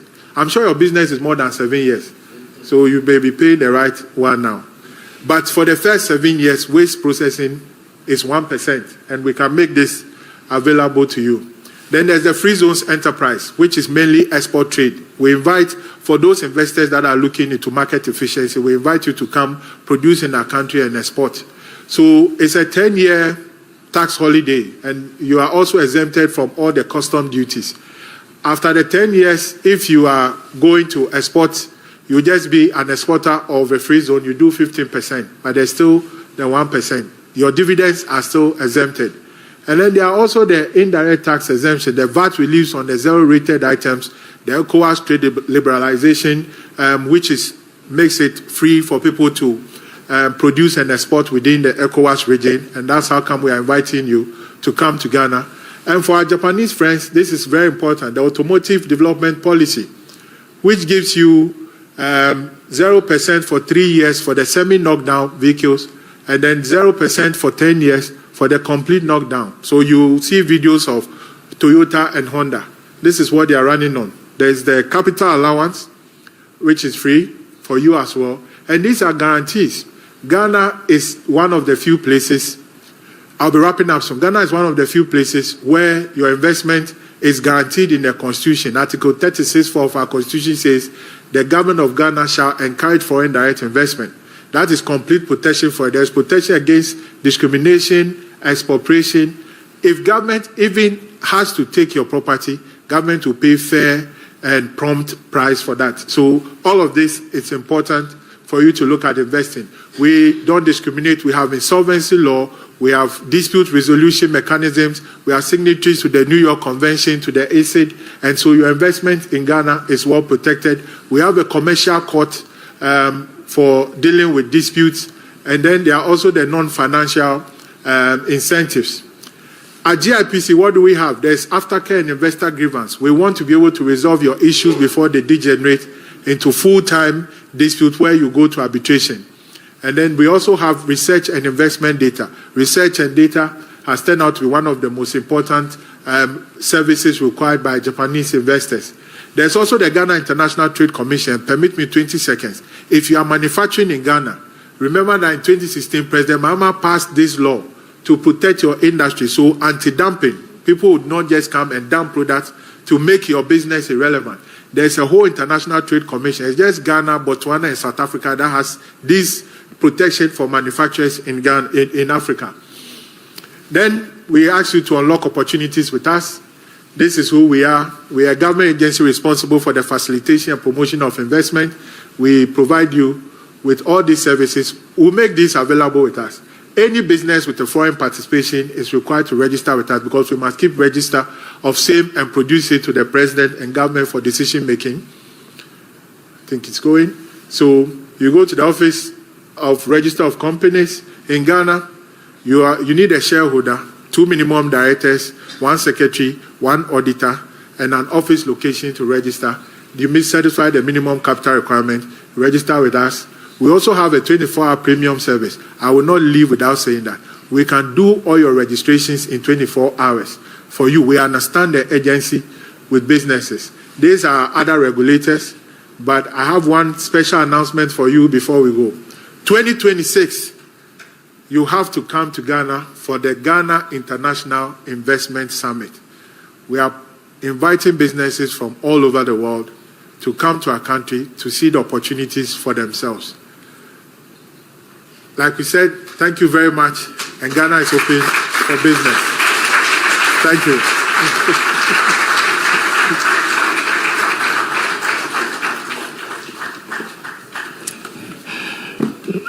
Thank you very much, Mr. Maji. I cannot say anything else than to say that the presentation we made available to you so that you can digest and then you can ask questions.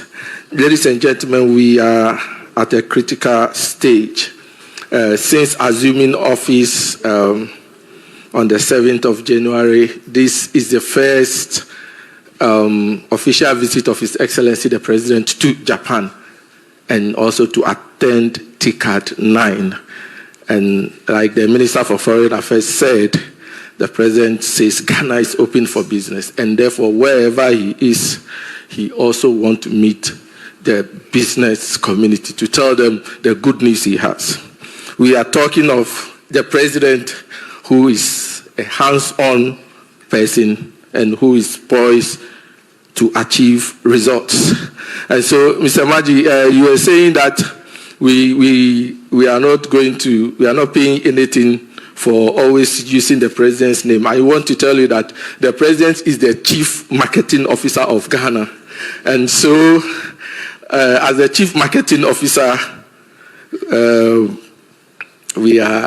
he's giving us the express permission to always use his whatever he says. Whatever he says is the Bible for us.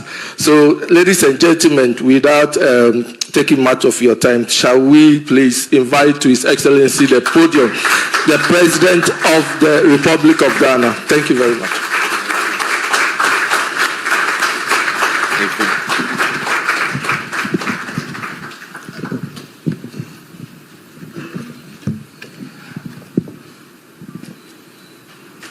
Thank you very much. Oh, please be seated. Sorry. Thank you very much, and good morning to all of you. Let me thank Simon for that very comprehensive presentation of the opportunities that our country has to offer. And I wonder whether after Simon is necessary for me to even speak. You marketed our country, quite efficiently than anybody can be able to do. But let me just say, the question is, why would you want to invest in a country like Ghana? And not only to do with the economic opportunities, but that Ghana is a stable, democratic, business-friendly gateway to West Africa and the continent. And like you said, we have a growing consumer market with improving macroeconomic fundamentals, clear reforms to lower the cost of doing business, and abundant opportunities for technology transfer. And the thing is, what does Ghana have to offer? Strategic geographical location. Ghana is a country through which the meridian and the equator intersect. The two intersect in Ghana's territory, just a few kilometers off our shore. And it's also the host country for the African Continental Free Trade Area. You all have heard the landmark protocol that was signed by African countries. So far, almost 50 African countries have signed that allow us to export duty-free, tariff-free into each other's markets. Increasing numbers of products are being registered, and once you register your product and it meets all the standards, you can export duty-free and tariff-free into each other's markets. And as you were told, the sub-regional market, which is West Africa, is 400 million people. Ghana is 33 million people. And the continental market is 1.4 billion people. And so with the vehicle of the African Continental Free Trade Area, you potentially can export into 1.4 billion market. Simon said it, we are re-establishing macro stability and growth momentum of the economy. Inflation rose to a high of almost 23% in 2024 and is currently down to 13.7%. And we expect that by the end of the year to hit single digit. And it's also, our cedi has stabilized. For those of you who know the history of the Ghanaian cedi, it's been one of the most volatile currencies in Africa. And a few years back, we were said to be the worst performing currency. I'm happy to announce that this year, Ghana cedi has been the best performing currency in the world. And as Simon said, we've been upgraded from junk status to B- with a stable outlook. And I'm certain that in the next review, we're going to be upgraded again. We're open for business, and Simon and Co are busy at work reviewing the Ghana Investment Promotion Center Act. Some barriers were put to foreign investment. You had to prove that you had brought in a certain amount of money to be classified as a foreign investor. In the reviewed Ghana Investment Promotion Center Act, we're removing those minimal capital investments. This will enable any investor, however little money you have, $100,000, $50,000, to be able to come in and set up a business in Ghana. Again, we have a track record for hosting Japanese companies. And as you saw from the list there by Madame Jetro, Executive Vice President, the number of Japanese companies that are operating in Ghana is significant, and we're expecting that that should expand. From Simon's presentation, he told you about $152 million has been invested over the last few decades. We believe that there is growth room for improvement and expanded investment from Japan. We're moving just not only from overseas development assistance, but we're moving to trade and investment. And the private sector will be that engine of growth. And so trade between our two countries grew by over 24% from 2020 to 2024. That is quite a significant jump. Priority sectors, Simon mentioned, Japan has a comparative advantage when it comes to automobile manufacturing. And like I said, using the opportunity to be able to export into not only our sub-region but into Africa, then Ghana becomes a good place for local assembly of automotive products. And already we have Japanese companies that are based in Ghana and assembling for the local market and also for exporting to the sub-region. Brands like Toyota, the Honda is there, and several other ones. He mentioned the area of agribusiness and agro-processing. Of course, that is one of the main focus in terms of economic transformation. Ghana has a comparative advantage when it comes to agriculture and agribusiness in terms of available arable lands, in terms of sunshine, in terms of water. We have the world's largest man-made lake. It's one of the things we were taught in school, the Volta Lake. And our first president had quite a good dream about what he wanted to do with that lake.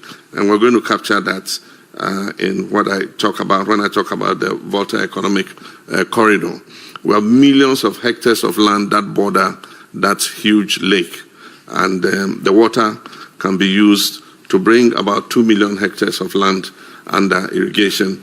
But also we intend to establish industrial parks, so that we can process agri-products. We can invest in textile manufacture for export into the EU markets, into the American markets, and other places. Fortunately, we got slapped with only a 15% tariff by President Trump. And so Ghana is still competitive when it comes to exporting into the American market. And so, like I said, the economic corridor would include manufacturing and industrial parks. And we already have 2 industrial parks. We have the Free Zones Enclave. We have the Tema Industrial Park. But there's a new one that has come up, which is the Dawa Industrial Park. And already the anchor tenants have built and are producing, and several other companies are setting up for producing in Ghana and exporting into the African and foreign markets. One of the major areas, growth areas for Ghana is in energy. And Ghana has a comparative advantage when it comes to energy production.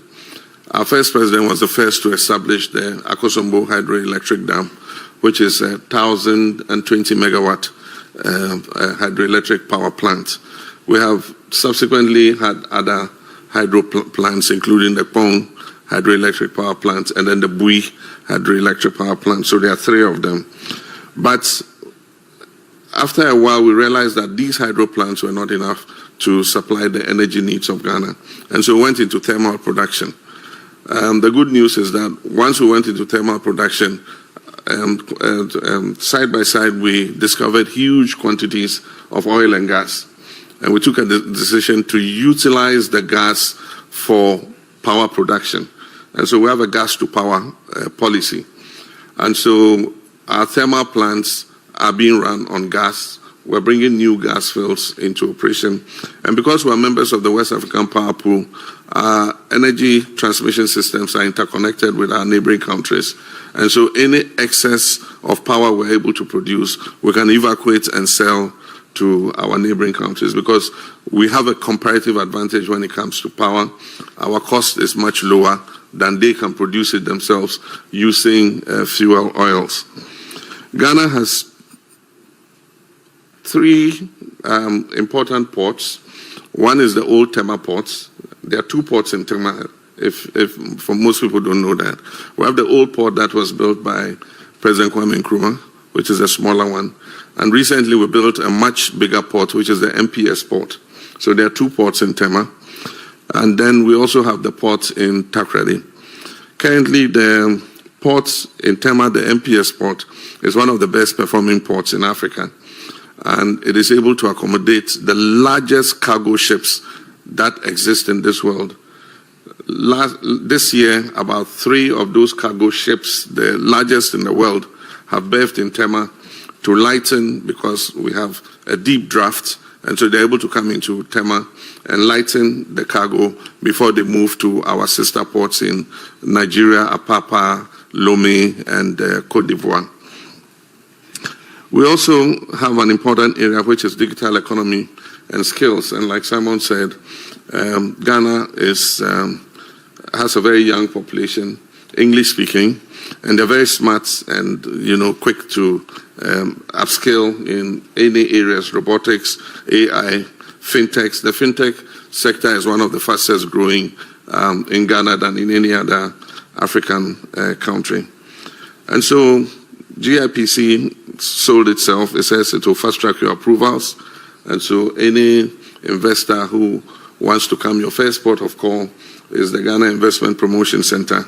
And once you go, they would lead you and fill out all your company registration forms, get you your tax identification number and everything. And Simon said in 24 hours. And so I'm holding him to that promise. Any of you who comes and he goes beyond 24 hours, just report him to me. I talked already of the Volta Economic Corridor. And so we're looking for anchor businesses to take advantage of that. We also have the opportunities for mitigating your risk by doing PPPs. That is, government will partner with you to invest if you are interested. We currently do not provide sovereign guarantees in terms of borrowing, but our guarantees are that your business, will be protected and will not be expropriated. We also have blended finance for huge projects, and so that is available. We have local partnership, and as you were told, some of our big businessmen are here, and so setting up joint ventures with Ghanaian businessmen who know the terrain and would be something that is useful. And so I invite you to pilot with that. Select any of the areas. If it's automotive, if it's agro-processing, it is investment in green transition. You can join us and partner to be able to do that. You can use Ghana, as I said, as your West African hub and locate your regional office in Ghana or your production line in Ghana for export into the sub-region. You can also invest with our universities and vocational institutions to establish training centers that will be tied to whatever investments that you want to do. Ghana is a land of opportunity, and many nationals from all over the world are investing in Ghana. As I said, we wish to, because of the discipline, quality standards, and industrial wisdom that Japanese businessmen have, we wish to encourage Japanese businessmen to look towards Ghana. Africa is the next frontier for investment.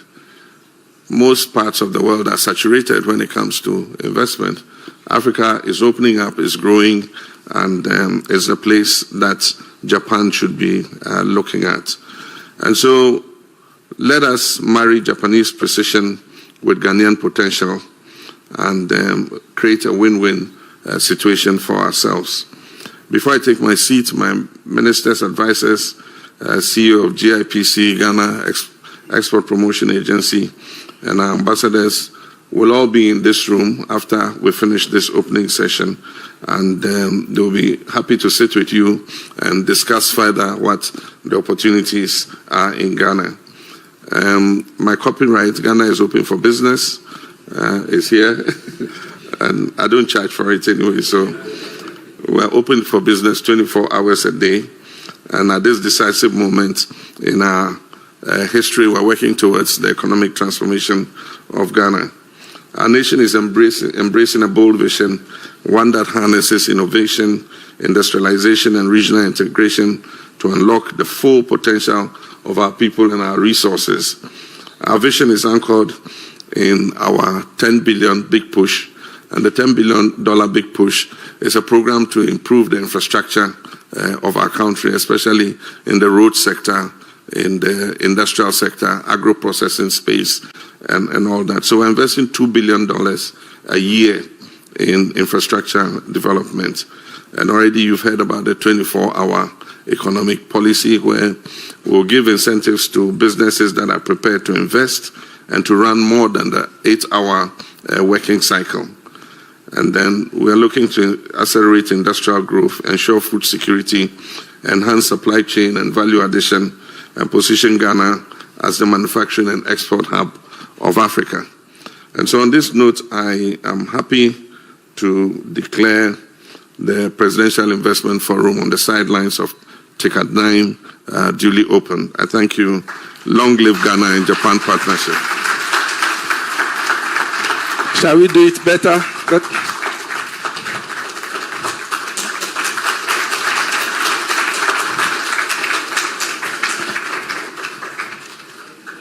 Please, shall you resume your seats? Thank you very much. Thank you very much, Your Excellency. Please, His Excellency says that you can use it for free. Ghana is open for business. And as one of the logos of GIPC, we have Ghana is open for business.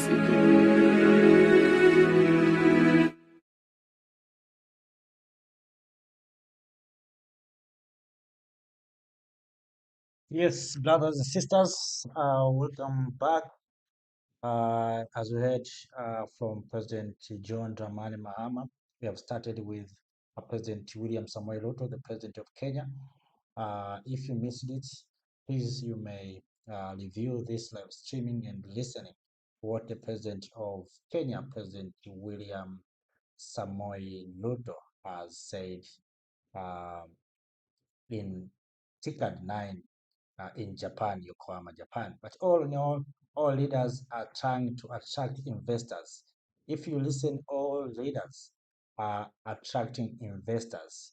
Japanese investors. They want to see Japanese companies investing in Africa. All of us, we have resources. If you listen, our leaders are speaking very well, but we don't have. It looks like we are competing for a corner ball because if you listen, President Mahama is attracting Japanese. If you listen, President Ruto, the same, attracting Japanese. If you listen, President Ramaphosa, the same. So as Africa, we are not speaking with one voice. We are not speaking as Africa. We are speaking as an individual countries. So I think there's a need and a time where Africans, we need to speak with one voice, to speak on behalf of the entire continent. I saw President Lorenzo was in the summit, who is the chairman of African Union. I saw the chairperson of African Commission, Abra Yusuf. I saw also Bill Gates was also here. Bill Gates is an opportunist. Bill Gates also attended this summit. You know that he will meet some African leaders. For instance, President Ramaphosa, President Ruto, President Mahama. These people, they know how to convince our leaders. They come with good articles. They have already prepared. I'm saying this because to give you an example on when President Cyril Ramaphosa went to the United States of America at White House, all of us, we witnessed how Trump was well prepared. He has already prepared video clips and what he's going to speak with Ramaphosa. But if you look Ramaphosa, it looks like he was not well prepared. And that's why he has shown photos from DRC and other places, Ebola photos, but he didn't reject it because he was not well prepared. The same to this or to these summits. I have seen Japanese Prime Minister talking with individual leaders, not as African continent, as individual leaders. So it looks like when we are being invited, they sort one by one, they sit with one by one. In your country, what can you offer? Maybe have cocoa, have gold, I can offer gold. Okay. They go to another leader, president. In your country, what can you offer? Maybe I can offer gold. For how much? They compare the prices. I want this. What is the regulation? What's the law saying? That's what this summit looks like. Because it doesn't make sense that Japanese prime minister is inviting or almost more than 30 African heads of states or heads of government to talk about investment in Africa. Every leader, it means, can spend 5 minutes out in 5 minutes or 10 minutes or 1 hour. What can you do in 1 or half an hour? What can we do? So we need, as Africans, if we can be well organized, we need to have a united Africa that will go to Japan. And of course, we don't need to go to Japan. We need Japanese to come in Africa to discuss, because what they want, tell me what Africans want from Japan. Yes, you can say technologies. Is it true that Africa don't have technologies? We have resources. What Japanese is looking for right now, it is a scramble for Africa. Everyone is looking for resources. Everyone is looking for resources. And the only place to find resources at cheap and for free sometimes is in Africa. That's why you see everyone is inviting African leaders, heads of states, heads of government to discuss development. What development we are talking about? What development are we talking about? I think for the next time, of course, we see these many summits, Africa, Japan summit. Of course, this is TICAD, Tokyo International Conference Forum.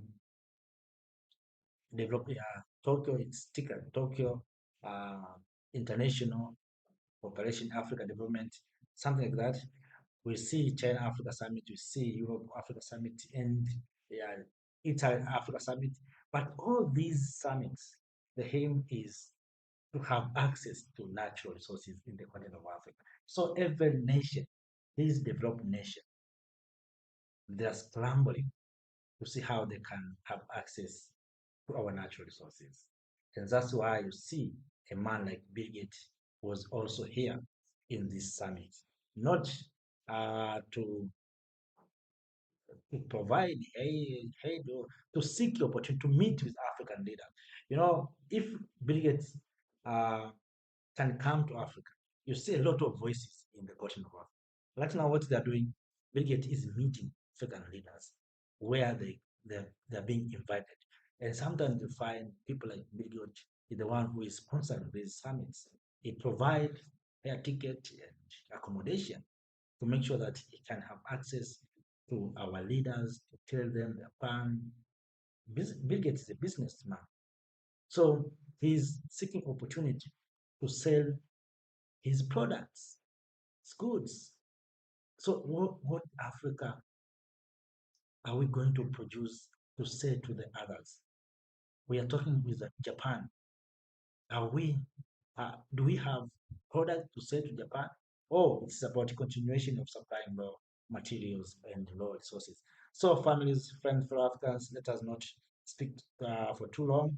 Of course, it's my hope those who have started from the beginning, they're so tired.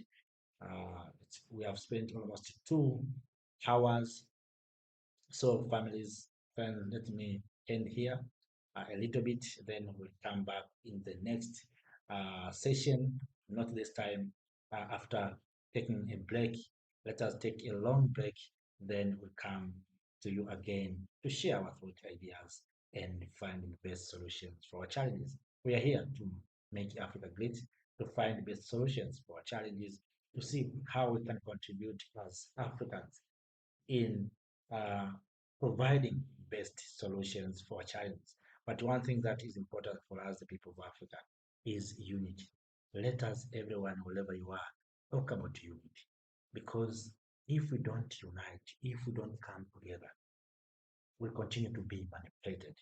Africa will continue to be disrespected as long as we continue under these divisions. So, families, friends, for Africans, have a nice time. See you next time. If you're new in this platform, make sure that you subscribe. And if you've already subscribed, please like the video and share this video to other Africans who are here in the continent and to anyone who are in the diaspora. Thank you. Thank you.